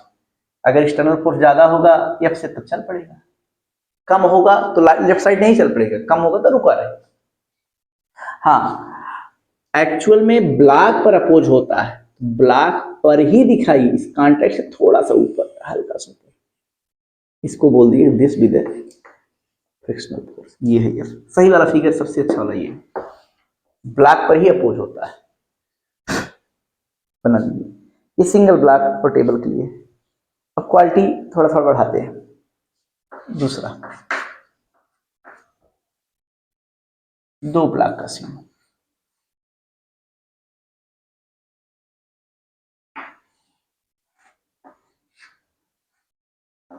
दो ब्लॉक, और ये टेबल पे रखा गया हॉरिजॉन्टल सरफेस पे ग्राउंड। अपर ब्लॉक को चलाने का प्रयास किया जा रहा है, एक्सटर्नल फोर्स F अप्लाई करके, देख रहे हैं राइट साइड लगा है। तो डिफरेंट सरफेसेस जो कांटेक्ट सरफेस है वहां पर आपको फ्रिक्शन फोर्स हाईलाइट करना है, शो करना है किस तरफ होगा डायरेक्शन उसका। तो याद रखिए, तो डायलॉग सुन लीजिए और उसी बात को बार बार अप्लाई करेंगे और आपको याद आएगा हाँ डायलॉग एकदम बिल्कुल सही है। बीच बीच में हर बार वेरिफिकेशन करेंगे। सुनिए, जिस ब्लॉक को एक्चुअल में पुल किया जा रहा है या एक्चुअल में पुश किया जा रहा है, उसके जितने कांटेक्ट हों, जितने क्या इतना खींच कहा जा रहा है, लाख 2 लाख कांटेक्ट नहीं, 2 कांटेक्ट, एक तो नीचे से एक ऊपर से, बस मैक्सिमम 2 कांटेक्ट हो सकते हैं, मिनिमम 1 ही कांटेक्ट हो सकता है। फिर से बात रिपीट करते हैं, जिस ब्लॉक को एक्चुअल में चलाने का प्रयास किया जा रहा है उसके जितने कांटेक्ट हो उस पर पीछे की तरफ, उसी ब्लॉक पर, उसी पर पीछे की तरफ अपोजिट डायरेक्शन में आपको फ्रिक्शनल फोर्स हाईलाइट करना है। फिर कांटेक्ट एक ही रहेगा, फ्रिक्शनल फोर्स मैग्नीट्यूड एक रहेगा, लेकिन डायरेक्शन बॉडी टू बॉडी बदलता जाएगा। कांटेक्ट एक ही रहेगा, फ्रिक्शनल फोर्स एक ही रहेगा, लेकिन body to body frictional force का डायरेक्शन बदलता जाएगा। अब कांटेक्ट बदल रहा है तो मैग्नीट्यूड भी बदल जाएगा। फिर से इस ब्लॉक को खींचा जा रहा है, इसका कांटेक्ट यही नीचे है, इसी ब्लॉक पर शुरुआत करी, पीछे की तरफ दिखा दी, this with the frictional force number 1, small F लिखते हैं, ये तो कैपिटल एफ है एक्सटर्नल फोर्स, ये स्मॉल एफ 1। कांटेक्ट यही है, यही कांटेक्ट ऊपर और नीचे, जस्ट ऊपर नीचे है तो फ्रिक्शनल फोर्स डायरेक्शन बदल जाए लेकिन मैग्नीट्यूड वही रहेगा F1। देखिए, यानी ऊपर वाले ब्लॉक को खींचेंगे तो निचला ब्लॉक भी चलना चाहेगा, और यहाँ पर निचला ब्लॉक किसकी वजह से चलना चाहेगी, F1 की वजह से। देख लीजिए, मल्टीपल ब्लॉक के अरेंजमेंट में फ्रिक्शनल फोर्स कभी कभार सपोर्टिव नेचर का भी हो जाता है, चलाने की टेंडेंसी भी रखता है, लेकिन जिस ब्लॉक को चला रहे हैं उस ब्लॉक को कभी नहीं चलाएगा, उस ब्लॉक को तो रिलेटिव मोशन का अप्रोच करेगा। हाँ, अगले ब्लॉक को फ्रिक्शन की वजह से चलना पड़ सकता है। फ्रिक्शनल फोर्स क्या करता है, मोशन का सपोर्ट अपोज नहीं, लेकिन एक ठोस बात, रिलेटिव मोशन का अपोज करता है हर हाल, रिलेटिव मोशन का अपोज। दोनों के बीच में सापेक्ष गति नहीं होनी चाहिए, एक दूसरे को स्लाइड न करें, इसलिए वो ऐसे सेट हो जाता है। चलिए, इस पर फोर्स लगा तो इस पर F1 पीछे की तरफ, कांटेक्ट वही है, वही फोर्स रहेगा लेकिन डायरेक्शन बदल गया। कांटेक्ट बदल रहा है तो फोर्स बदलेगा और डायरेक्शन बदलेगा, डायरेक्शन तो हर बार बदलेगा। तो मैग्नीट्यूड, कांटेक्ट बदल गया। अरे वैसे भी सोचिए, दिमाग लगाइए, जैसे कहां पर नॉर्मल रिएक्शन ज्यादा होगा, ग्राउंड पर नॉर्मल रिएक्शन ज्यादा होगा कि इस ब्लॉक पर नॉर्मल रिएक्शन, यहाँ पर नॉर्मल रिएक्शन कम होगा क्योंकि इसके ऊपर एक ब्लॉक लगा हुआ है। जैसे अपनी उंगली डालिए, यहाँ डालेंगे तो कम मुंह खुलेगा, थोड़े मुंह खुलेगा, और यहाँ डालेंगे खूब एकदम चिल्ला पड़ेगी। यहाँ अगर उंगली डालेंगे ये ब्लॉक भी दबाएगा, ये ब्लॉक भी दबाएगा। नॉर्मल रिएक्शन हॉरिजॉन्टल टेबल कितना होता है, mg, यहाँ पर दोनों को मास इंटू जी, और यहाँ पर नॉर्मल रिएक्शन केवल ऊपर वाले को मास इंटू जी। नॉर्मल रिएक्शन यहाँ कम है, फ्रिक्शन भी कम, नॉर्मल रिएक्शन ज्यादा है, फ्रिक्शन भी ज्यादा, इसलिए नाम बदलते गए F1 F2। शुरुआत कहां से करनी है, समझ गए हम लोग, स्टार्टिंग कहां से करना है, जिस पर सचमुच में एक्सटर्नल फोर्स लगाए हैं उसी ब्लॉक से शुरुआत करी फ्रिक्शन हाईलाइट। चलिए, 2 ब्लॉक का ही अरेंजमेंट है, हम लोग लोअर ब्लॉक को, निचले वाले ब्लॉक को खींचने का प्रयास कर रहे हैं। अब फ्रिक्शनल फोर्स हाईलाइट करिए, फिर से वही डायलॉग, जितने कांटेक्ट हों उसी ब्लॉक पर पीछे की तरफ दिखाइएगा। इस ब्लॉक के 2 कांटेक्ट, एक यहाँ एक यहाँ, इसी ब्लॉक पर पीछे की तरफ, इसी ब्लॉक पर पीछे की तरफ। कांटेक्ट बदल गया तो नाम बदल दिया, हो गया। अब इसी कांटेक्ट पर दूसरे ब्लॉक दिखाना है तो डायरेक्शन बदल देंगे, डायरेक्शन लगातार बदलता है कांटेक्ट, और कांटेक्ट एक ही है, हल्का से नीचे हल्का से ऊपर, कांटेक्ट एक ही है, तो इसका भी फ्रिक्शनल फोर्स का नाम F2 ही रखिए। हो गया। मैक्सिमम 6 फिगर बनता है, 6 फिगर में एकदम क्लियरिटी आ जाती है। 3 फिगर हो चुका है, 3 और बचा है, चौथा 3 ब्लॉक का अरेंजमेंट देखिए, अब तो कुछ ज्यादा ही समझ में आएगा आपको। 3 ब्लॉक का अरेंजमेंट,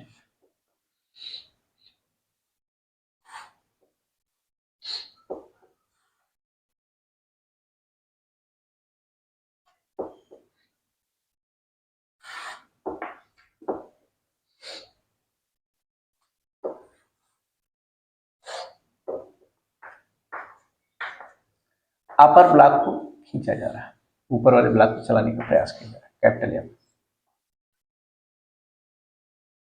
तो आप देखिए इसी ब्लॉक से शुरुआत करिए, इस पर एक्चुअल फोर्स लगाएं, फ्रिक्शनल फोर्स जस्ट अपोजिट, पीछे की तरफ।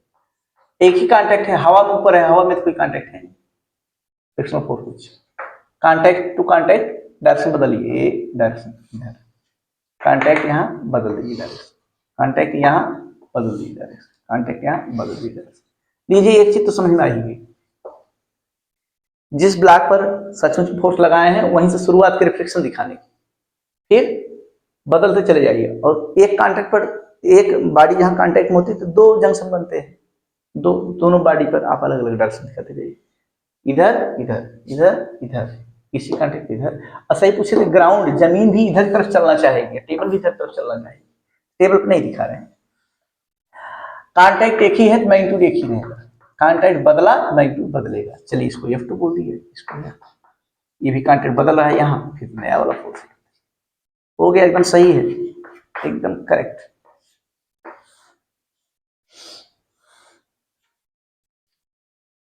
फिर आप लोग खुद से रफ में बनाने का प्रयास कीजिएगा,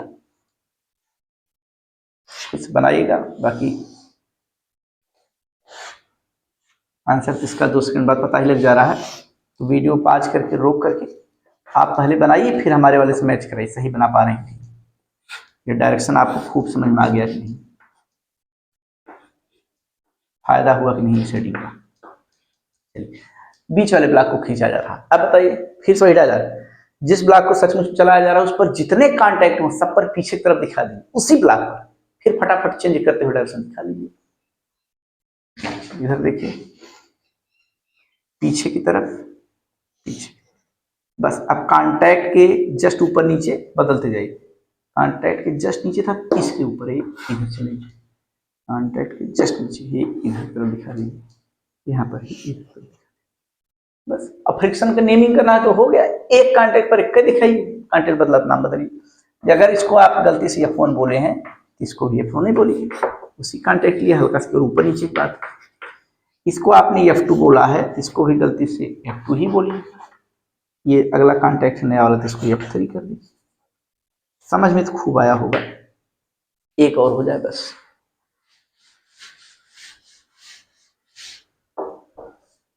छठा पॉइंट है, अब की बार लोअर ब्लॉक को चलाए हम, तो ये जितनी सिचुएशन थी, जितनी मैक्सिमम पॉसिबिलिटी बन सकती, सबको आप देख रहे, फिर बचेगा क्या, कुछ नहीं, हर पहलू से आप वाकिफ हो गए, कोई मिस्टीरियस थिंग नहीं रह गई आपके लिए। जो बड़ी बड़ी बातें हम कह रहे थे बहुत टफ होता है और लोग नहीं समझ में आता है, अब आप इसका मजाक उड़ाएंगे, गुरु झूठ कर रहे थे तो खूब समझ में आ गया, हो गया, समझ में आना चाहिए, इसलिए पढ़ ही रहे हम लोग।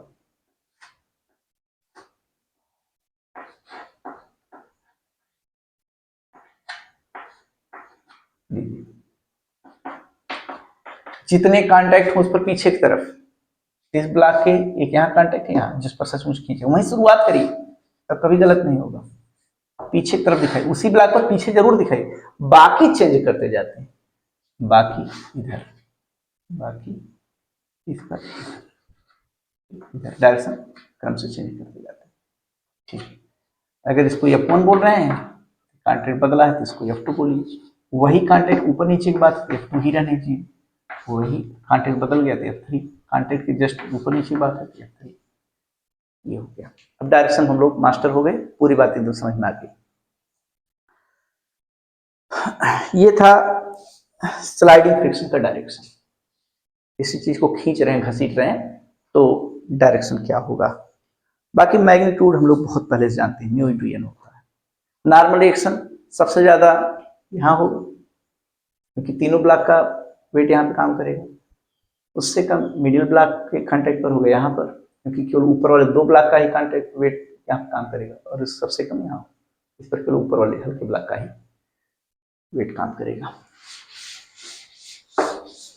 स्लाइडिंग फ्रिक्शन का डायरेक्शन समझ गए हम लोग। लीजिए मल्टीपल ब्लॉक वाले कुछ प्रॉब्लम तोड़ लीजिए आप, जिससे क्लियरिटी बढ़ जाए और स्पष्टता हो जाए, ये भी क्वेश्चन छोड़े ना।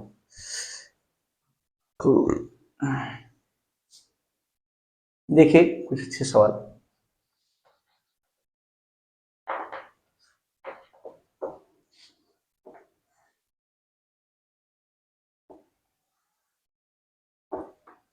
जो टेबल है वो स्मूथ है, लेकिन दोनों ब्लॉक के बीच में फ्रिक्शन है, इन दोनों के बीच में कोएफिशिएंट ऑफ फ्रिक्शन है, म्यू की वैल्यू 0.4, ये 10 kg का ब्लॉक है और ये 40 kg का ब्लॉक है। ऊपर वाले ब्लॉक को चलाया जा रहा है 30 न्यूटन की फोर्स पुल किया जा रहा है, दाहिनी तरफ खींचा जा रहा है। बताइए एक्सेलरेशन क्या होगा ईच ब्लॉक का, हर एक ब्लॉक का acceleration according as figure find out acceleration of each block.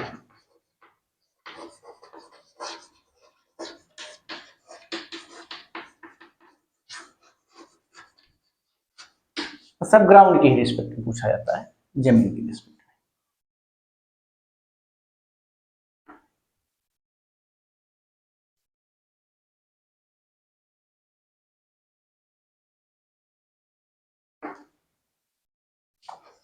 Solution देखिए, सोल्यूशन पहले तो निकालिए यहां पर फ्रिक्शनल फोर्स कितना काम करेगा। नीचे जमीन पर तो एकदम चिकनी, कोई फ्रिक्शनल फोर्स नहीं, कोई अपोज नहीं होगा, यहां पर अपोज होगा। तो लीजिए दिखा दे रहे हैं थोड़े समय के लिए।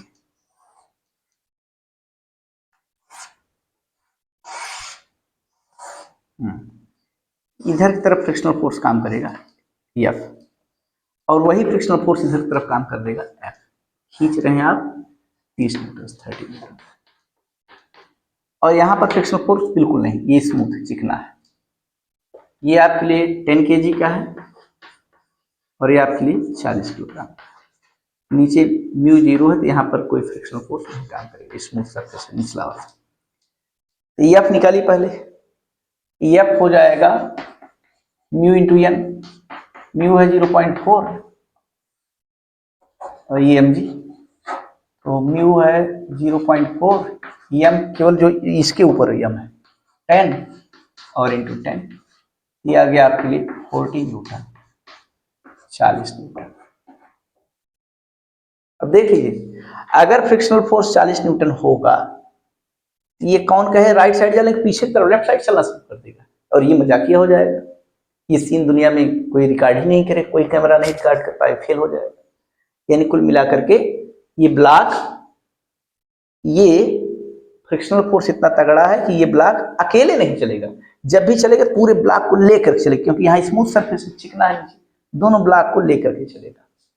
जैसे वही एक बुक रखी टेबल पर और टेबल पर माइका लगा है चिकनाई पर, और टेबल पर जो बुक रखी है उसके ऊपर, बुक के ऊपर हाथ रखिए, हाथ को ऐसे खींचिए, टेबल चलना, वो बुक चलना शुरू कर देती है। बुक के ऊपर एक दूसरी बुक रखिए, ऊपर वाली बुक को पकड़ के ऐसे खींचिए, हो सकता है ऊपर वाली बुक चल रही, निचली बुक भी चले, टेबल रुका रहे, टेबल तो चिकना है।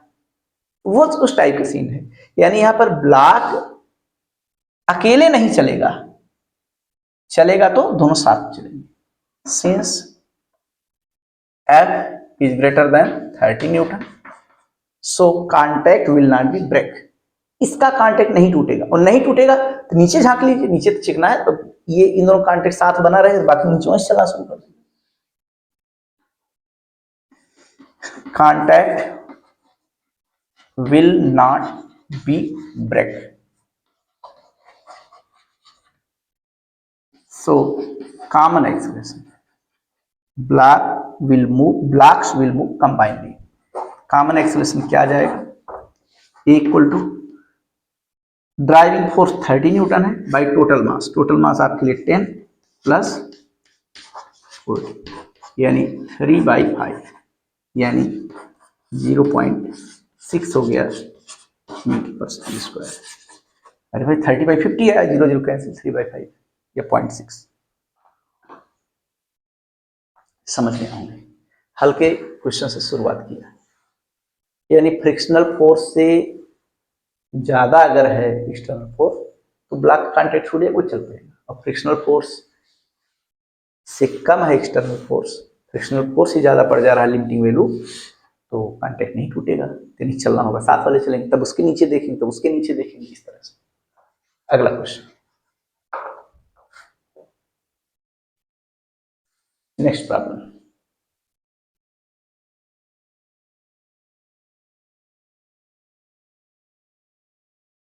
चलिए उसी तरह का सवाल है, बिल्कुल उसी टाइप का।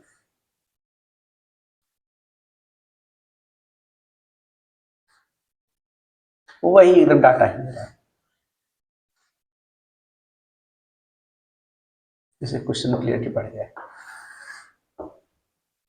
ये 40 kg, ये 10 kg। आपकी बार 100 न्यूटन से खींच रहे हैं इसको, 100 न्यूटन से। लोअर सरफेस स्मूथ है और यहाँ पर म्यू की वैल्यू है 0.4। अब अलग अलग एक्सप्रेशन बताइए। According as figure find out acceleration of each block. Each block का एक्सेलरेशन फाइंड आउट करना है। पहले देखिए फ्रिक्शनल फोर्स यहाँ पे कितना काम करेगा। फ्रिक्शनल फोर्स वही म्यू इंटू एन, और आसान तरीका क्या बताया थे, डेसिमल ढकी है, मास से मल्टीप्लाई करती है, 10 चौका 40, 40 न्यूटन। वही क्वेश्चन है, 40 न्यूटन यहाँ भी आएगा। अब खींच रहे हैं 100 से, लेकिन ये 40 से अपोज कर रहा है, यानी ये ब्लॉक फाइनली चल पड़ेगा, एक्सटर्नल फोर्स ज्यादा है।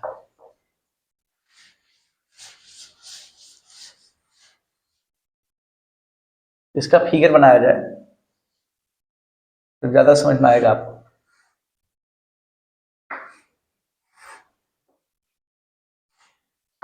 ये पीछे की तरफ 40 न्यूटन है, इस पर वही फोर्स लग जाएगा, फ्रिक्शनल फोर्स दिखा रहे हैं, बाकी ये तो 100 न्यूटन है। ये 10 kg है और ये आपके लिए 40 kg।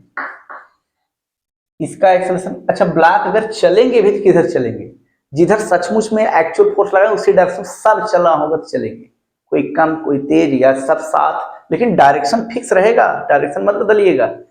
फाइनली चलना किधर है, जिधर एक्सटर्नल फोर्स लगाए हैं उसी डायरेक्शन सब लोग चलेंगे, चाहे आगे पीछे चले चाहे साथ साथ चले। और नहीं चलना है तो नहीं चलेंगे, पीछे कोई नहीं जाएगा। चलिए उल्टा मत सोचिएगा। इसका एक्सेलरेशन हमने सपोज किया A1 है, इस नीचे वाले ब्लॉक का एक्सेलरेशन सपोज किया A2। A1 देखिए, A1 पर्टिकुलर उसी ब्लॉक के बारे में सोचिए। Driving force minus opposing force 100 minus 40 by mass, mass इसी का, ये हो गया आपके लिए 60/10, that is 6 meter per second square. समझ में आ जाना चाहिए, अब इससे टफ सवाल नहीं बनता है। दूसरे का एक्सेलरेशन, दूसरा वाले ब्लॉक का ड्राइविंग फोर्स 40 है, बाई अपोजिंग फोर्स कोई नहीं, बाई मास, मास आपके 40 है, 1 मीटर पर सेकेंड। किस तरफ, राइट साइड। पहला वाला 10 kg वाला भी राइट साइड, 40 वाला भी राइट साइड। 10 kg वाला 6 से चलेगा, 40 वाला 1 मीटर पर सेकेंड स्क्वायर से। यही आंसर है।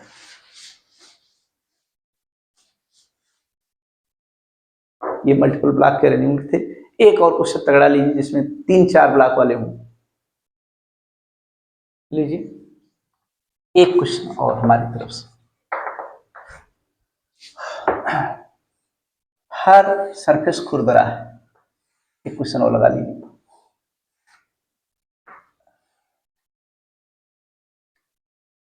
गौर से इसको समझ लिए, फिर इसके आगे कोई क्वेश्चन नहीं बनेगा, सभी क्वेश्चन आसान।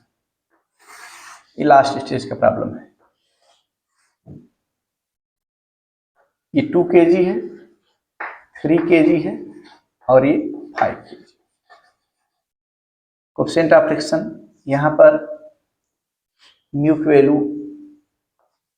0.1 है, यहाँ पर इस कॉन्ट्रैक्ट के लिए, इन दोनों के लिए म्यू की वैल्यू 0.2 है और इस कॉन्ट्रैक्ट के लिए म्यू की वैल्यू 0.3।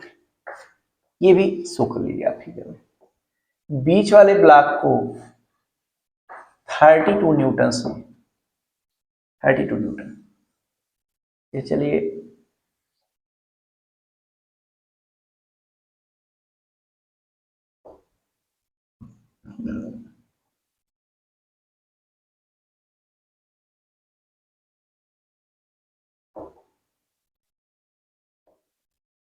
22 न्यूटन। कोई फोर्स दिया रहेगा, जैसे 22 न्यूटन फोर्स से पुल किया जा रहा है। बताइए हर एक ब्लॉक का एक्सेलरेशन क्या होगा? According as figure find out acceleration of each block. ये क्वेश्चन समझ में आ गया? तो समझिए आपकी बुद्धि दिमाग सही चल रहा है और एकदम लास्ट स्टेज का है। तो छोटा ही प्रॉब्लम, लेकिन इसको लास्ट में बता रहे हैं जानबूझ करके, इसमें कंफ्यूजन ज्यादा होता था। पहले हमने डायरेक्शन क्लियर किया खूब अच्छे से मल्टीपल ब्लॉक वाले में, फिर लगाने चल रहे हैं। अब आपसे गलती होने के चांस बहुत ही कम, 0% चांस है केवल। तो देखिए सोल्यूशन इसका, यही क्वेश्चन पर्टिकुलर और कैसे पूछे फिर देखिए कितना परेशान होता है। तब आपको लगेगा कि आपने जो सीखा है वो बेस्ट है, आपकी सुपर टेक्निक है। इसको लोग 1 से 1.5 पेज 2 पेज में लगाएंगे, बहुत परेशान पजिल होकर के, और आप स्माइलिंग मोड में जल्दी से इसको लगा देंगे।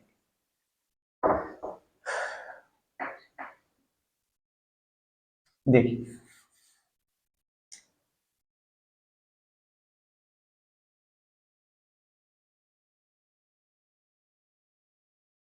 पहले डायरेक्शन क्लियर कर लीजिए आप।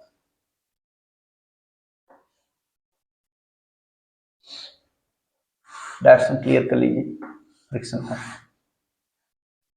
किसको खींचा जा रहा है उसी को देख करके डायरेक्शन डिटरमाइन होता है। ये भी जानिए, बीच वाले को खींच रहे हैं 32 न्यूटन से, दिखा लीजिए।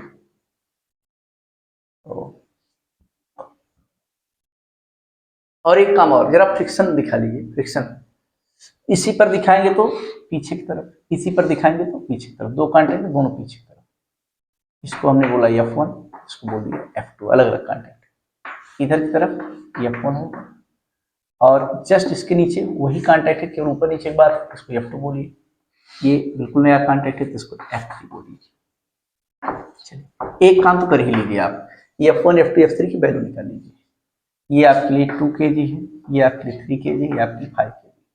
तो F1 निकालना है फ्रॉम फिगर, ये काम चुटकियों में होना चाहिए। F1 निकालेंगे तो म्यू, और इसका म्यू कितना है 0.3 है, डेसिमल ढक करके मास मल्टीप्लाई 6 न्यूटन।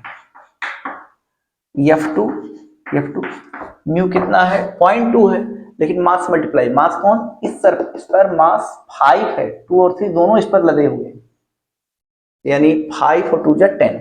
F2 आपके लिए 10 न्यूटन है। ये काम बहुत जल्दी से करना है, तब आप अच्छे सवाल पकड़ बना पाएंगे। F3 सबसे नीचे कितना फ्रिक्शन काम करेगा 0.1 है, तो इसको ढक लीजिए, और टोटल मास से मल्टीप्लाई, टोटल मास 2 3 5 एंड 10 से मल्टीप्लाई करें तो 10 न्यूटन ही हो गया। चलिए ये आपने फ्रिक्शन निकाल लिया। अब एक एक ब्लॉक के लिए एक्सेलरेशन लिख डालिए। अब तो ये BD तो देख ही रहे हैं, इसका एक्सेलरेशन क्या होगा, केवल ड्राइवर आज F1 है तो F1 में मास से डिवाइड ले लीजिए। F1 बोले तो 6/2, 3 मीटर पर सेकंड स्क्वायर। अब ये चीज आसान हो गया।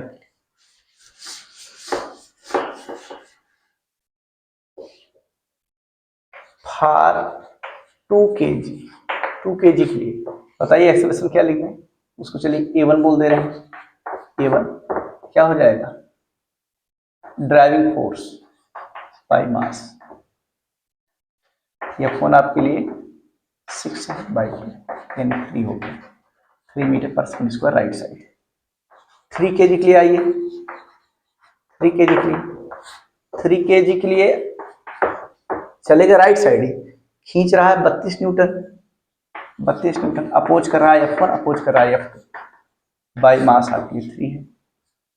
तो ये आ गया आपके लिए 32 माइनस F1 आपके लिए 6 है, F2 आपके लिए 10 है, बाई 3। 32 नहीं 22 था क्वेश्चन में, 22 दिया 22 न्यूटन, तो आंसर गलत आ जाएगा।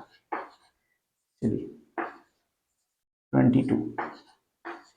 22 में से 16 सब्ट्रैक्ट करिए तो ये 6 आ जाएगा, 6/3 दैट इज 2 मीटर पर सेकंड स्क्वायर राइट साइड, दाहिनी तरफ। 2 आंसर आ गए। अगला फॉर 5 kg, 5 किलो वाले के लिए जरा देखिएगा, 5 किलो वाले के लिए A3 निकालें। ड्राइवर कौन है F2 है, अपोजर कौन है F3, हमेशा दाहिनी तरफ वाला ही चलेगा, जिधर नेट फोर्स लगाए रहेंगे उसी तरफ चलेगा। F2 minus F3 by mass आपके लिए 5। और संयोग की बात है, दोनों 10-10 है, तो एक्सेलरेशन कुछ नहीं, यानी लोअर ब्लॉक 5 kg वाला रेस्ट में रहेगा, ये रेस्ट में रहेगा। ये कंप्लीट आंसर। अब इस टाइप सवाल आप लगा सकते हैं।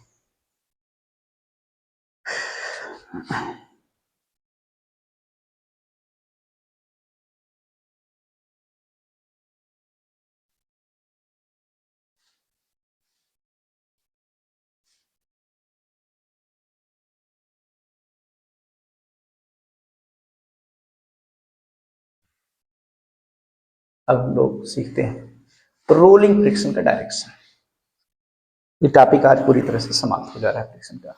इसके आगे हम लोग पढ़ेंगे rotational mechanics, moment of inertia है, सेंटर ऑफ मास है, खूब तगड़े तगड़े अच्छे अच्छे प्रॉब्लम रोटेशनल मैकेनिक्स सीखा जाएगा। फिर उसके बाद WPE सीखेंगे, फिर ग्रेविटेशन सीख करके समाप्त कर देंगे। बाकी के लेक्चर आपके चैनल पर पड़े हुए हैं पहले से।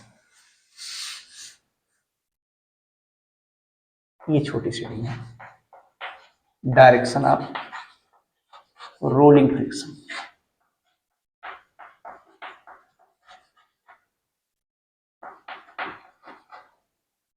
तो रोलिंग फ्रिक्शन हमेशा स्लाइडिंग वाले से कम होता है। रोलिंग फ्रिक्शन की वैल्यू स्लाइडिंग से कम होती है।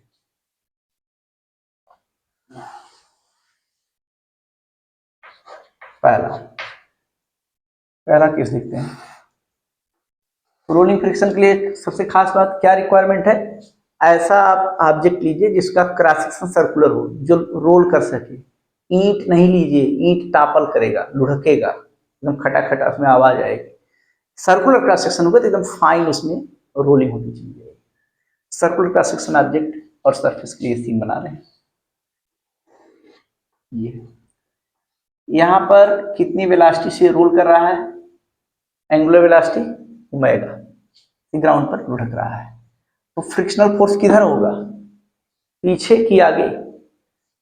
देख लीजिएगा, अगर स्पीड घट रही है तो दूसरी तरफ, और स्पीड बढ़ रही है तो दूसरी तरफ। इसी सिचुएशन चल रहा है आगे की तरफ, इसीलिए लोग थोड़ा सा कंफ्यूज रहते हैं। चलिए, यहां पर पीछे की तरफ फ्रिक्शन होगा, पीछे की तरफ कब? जब ओमेगा क्या हो? कांस्टेंट, या ओमेगा क्या हो? इंक्रीज कर रहा है। कांस्टेंट हो या इंक्रीज करे, कांस्टेंट हो या इंक्रीज करे। वेलोसिटी अगर बढ़ रही है, स्पीड अप होता जा रहा है, इसका मतलब स्पीड अप क्यों हुआ? फ्रिक्शन ही है। रोलिंग में फ्रिक्शन सपोर्ट भी करता है, याद रखिएगा। फ्रिक्शन ही है जो सपोर्ट किया होगा। जैसे कोई गेंद ऐसे रखी गई है तो हाथ को किधर चलाएं? हाथ को पीछे खींचे तब अच्छा स्पीड होगा, या हाथ को आगे खींचे तब स्पीड होगा? जैसे हाथ की इधर से गेंद इधर चल रही है, इधर चल रही है, क्लॉकवाइज जैसे मोशन जो फिगर दिखा, अगर हाथ को राइट साइड स्लाइड कर लें तो इस पर उल्टा रोटेशन होने का प्रयास करेगी, यानी गेंद धीरे धीरे डाउन हो जाएगी स्पीड उसकी। लेकिन यही हाथ रख करके पीछे की तरफ खींच लें, ऐसे पीछे की तरफ स्लाइड कर लें, और बढ़िया रोटेशन हो। जैसे साइकिल स्टैंड पे खड़ी कर दें, और स्टैंड पे खड़ी करने के बाद हल्का स्पाइडिंग कर दी तो धीरे धीरे धीरे चलती रहेगी। और टायर के नीचे हाथ लगाइए, वही आपका जमीन हो गया, ग्राउंड। हाथ को किधर चलाएं कि स्पीड बढ़ जाए? हाथ को पीछे पीछे की तरफ ले जाएं और बढ़िया व्हील रोटेट करे, और अच्छा रोटेट, यानी फ्रिक्शनल फोर्स यहाँ पर सपोर्ट किया है। अगर स्पीड इंक्रीज कर रही है, एंगुलर स्पीड इंक्रीज कर रही है, या कांस्टेंट मेंटेन बनी है, फ्रिक्शनल फोर्स पीछे की तरफ लगा है।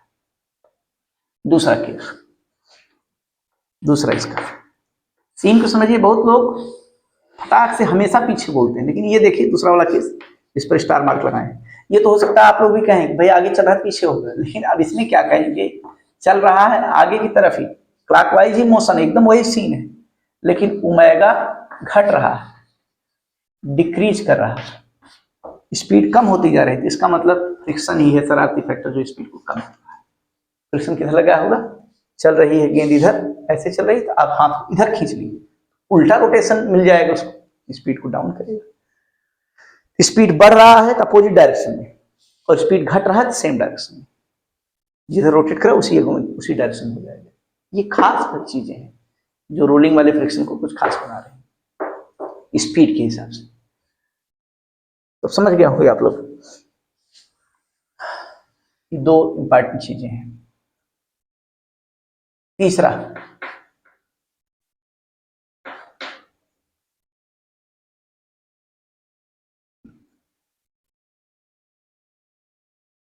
बस अब तो कोई तीसरा नहीं दिख रहा है, तीसरा नहीं दिख रहा, अब सोचने एग्जाम्पल दिखा ले।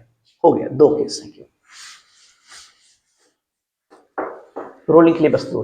स्पीड इंक्रीज कर रहा है, स्पीड इंक्रीज तो inverse direction, speed decrease, decrease माने घट रहा है तो डायरेक्ट उसी डायरेक्शन, इंक्रीज पर इनवर्स, डिक्रीज पर डायरेक्ट उसी तरफ। लीजिए example,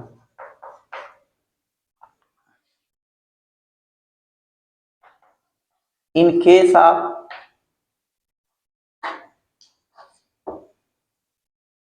cycle, if it is not pedaled,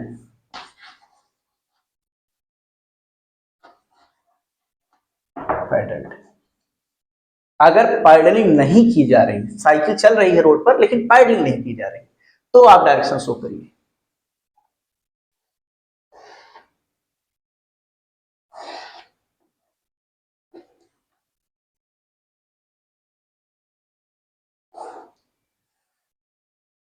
ये सुंदर सी साइकिल बना दिए,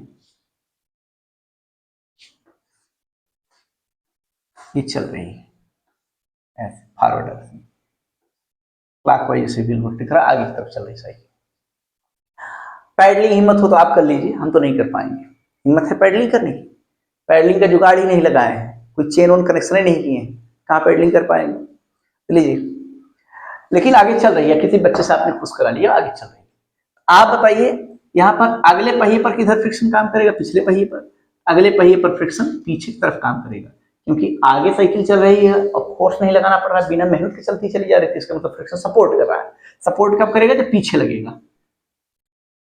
सपोर्ट कब करता है, जब पीछे लगता है ये, और यह वही हाल इसका भी है, इस पर भी सपोर्ट कर रहा है। यानी दोनों पहियों पर फ्रिक्शनल फोर्स पीछे की तरफ लगता है अगर पैडलिंग ना की जाए तो। इसमें कौन बड़ा होता है तो देख लीजिए सिचुएशन के हिसाब से, ज्यादा फ्रिक्शनल फोर्स कौन होता है, पिछले पहिए पर ज्यादा फ्रिक्शनल फोर्स लगता है। F2 is greater than, direction तो दोनों का पीछे की तरफ ही है, लेकिन कौन ज्यादा लगेगा, पिछले पहिए पर। क्यों, जो आपका सीटिंग प्लान होता है, बैठने की पोजीशन होती है, लगभग पिछले पहिए करीब होता है, तो पिछले पहिए पर ज्यादा वेट, ज्यादा नॉर्मल एक्शन क्रिएट होगा। नॉर्मल एक्शन ज्यादा तो म्यूस मल्टीप्लाई करें फ्रिक्शनल फोर्स भी ज्यादा। याद रखिएगा, दोनों पहियों पर फ्रिक्शनल फोर्स की वैल्यू सेम नहीं होगी, इस पर ज्यादा होगी, पिछले पर, या यूं कह लीजिए सीटिंग प्लान जिस पहिए के करीब रहेगा। तो नेचुरल साइकिल जो हम लोग चलाते हैं उसमें सीटिंग प्लान जो सीट होता है बैठने का, वो लगभग पिछले पहिए क्लोजर होता है। दूसरा एग्जाम्पल,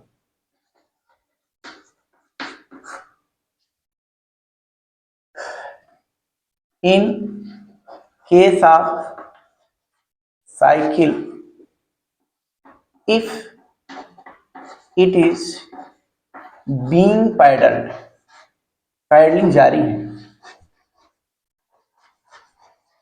पैडल्ड, पैडलिंग कर रही,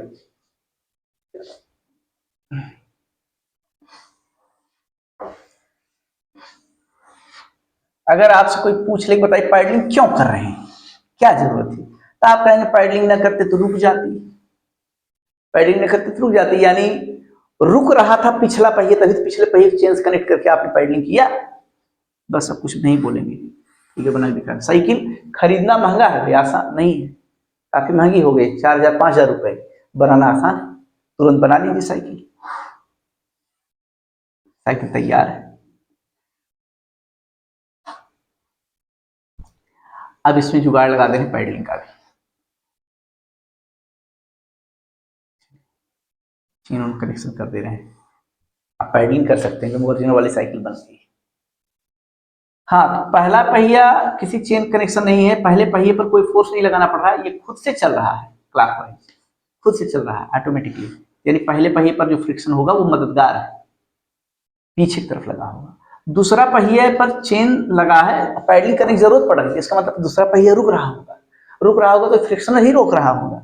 ये कौन रोकने के लिए? फॉरवर्ड डायरेक्शन, आगे की तरफ। यानी जब पैडलिंग की जाएगी तो दोनों फ्रिक्शन के मिलने की टेंडेंसी होगी, यानी पिछले पहिए पर आगे, अगले पहिए पर पीछे। याद रखिएगा, आज भी वही हाल है, फ्रिक्शनल फोर्स किस पर ज्यादा? पिछले पहिए पर ज्यादा होता है। दो केस है, अक्सर बच्चे याद रखते हैं, रट्टा मारते हैं, आप सिचुएशन को समझ करके, इसकी कॉन्सेप्ट को समझ करके आप यहाँ पर काम किए हैं। कौन सा कॉन्सेप्ट यहाँ लगता है? टार्क का, फोर्स का नहीं। स्लाइडिंग में फोर्स का कॉन्सेप्ट, रोलिंग वाले में टार्क का। टार्क बेहतरीन है तो पीछे की तरफ, टार्क यहाँ पर कम हो रहा है, अपोज कर रहा है, तो इसका मतलब आगे की तरफ। रोलिंग में टार्क के कॉन्सेप्ट पर फ्रिक्शन डिफाइंड किया जाता है। मोटी मोटी बात, और बच्चों की तरह पैडलिंग नहीं की जा रही तो दोनों पहियों पर पीछे की तरफ, पैडलिंग की जा रही है बीच में, यानी पिछले पर आगे, अगले पर पीछे। अगले पहिए पर हमेशा पीछे है, हमेशा पीछे। देखिए, पैडलिंग की जाएगी तो बीच में, और पैडलिंग नहीं की जाएगी तो दोनों पर पीछे। ठीक, समझ में आ गया। और वही हाल है जैसे बर्फ गाड़ी हो, बर्फ वाली जो वो लेकर के चलते हैं, आइसक्रीम वगैरह लाद करके लेकर चलते हैं, और पता लगा वहां पर क्या होगा, तो बिल्कुल वही सिचुएशन, पैडलिंग कर रहे हैं तो बीच में, पैडलिंग नहीं कर रहे हैं दोनों पीछे। किस पर ज्यादा? बर्फ गाड़ी में अगर ज्यादा मटेरियल भरे हैं तो आगे पर नॉर्मल रिएक्शन पे ज्यादा है, कौन ज्यादा हो जाएगा। लेकिन कोई सर्कस वाली साइकिल हो जिसमें चेन कनेक्शन जबरदस्ती अगले वाले पहिए से कर दिए हो, कोई बात नहीं, चेन कनेक्शन अगर अगले पहिए से कर दिया जाए तो कोई बात नहीं, ऐसी सिचुएशन को भी हैंडल कर लीजिए आप। देख लीजिए, देखिए देखिए,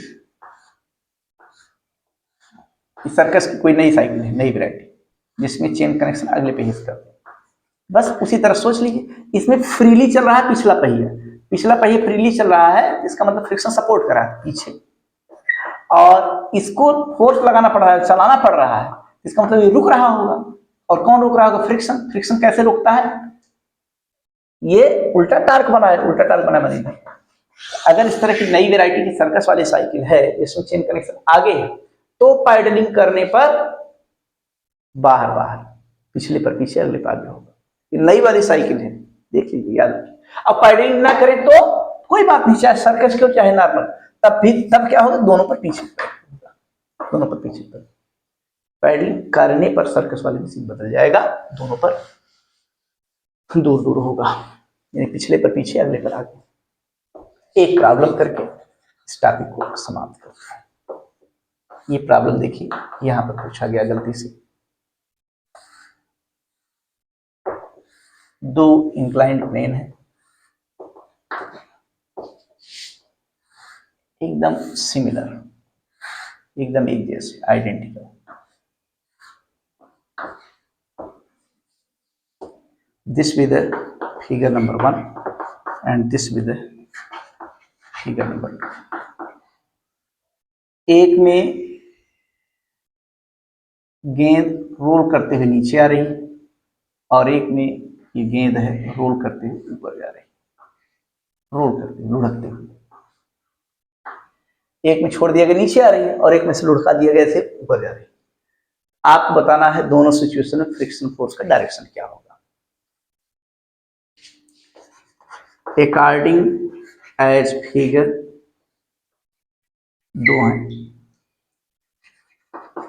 डायरेक्शन ऑफ फ्रिक्शन, और कौन सा फ्रिक्शन? वही रोलिंग वाला, स्लाइडिंग की बात तो हो रही है। Friction in both figure will be, किधर होगा? पहला ऑप्शन अप कामा डाउन, दूसरा ऑप्शन डाउन कामा अप, तीसरा ऑप्शन अप कामा अप, चौथा ऑप्शन दोनों में नीचे कर, डाउन कामा डाउन। देख लीजिए जरा आप लोग भी, जब तक इरेज करें तब तक ऑप्शन सोच लीजिए, देखिए सोच पाते हैं सही सही, एकदम अच्छा एप्लीकेशन। अब देखिए, अब यहाँ छोटी सी बात वही है कि किसमें स्पीड इंक्रीज कर रहा है, इंक्रीज पर इनवर्स, इनवर्स मतलब उल्टा पीछे, अगर स्पीड इंक्रीज कर रही है तो जिधर चल रहा है उसके पीछे दिखेगा, और डिक्रीज पर डायरेक्ट, जिधर डिक्रीज कर रहा है स्पीड, जिधर चल रहा है उसी डायरेक्शन दिखेगी सरफेस। हो गया। ये नीचे की तरफ अगर आप फिसलाएंगे, नीचे की तरफ, नीचे की तरफ सॉरी नीचे की तरफ रोल कराएंगे, स्पीड बढ़ेगी घटेगी, स्पीड यहाँ पर बढ़ेगी, स्पीड बढ़ेगी, और स्पीड बढ़ेगी इनवर्स, इनवर्स मतलब पीछे की तरफ, ये हो गया फ्रिक्शन।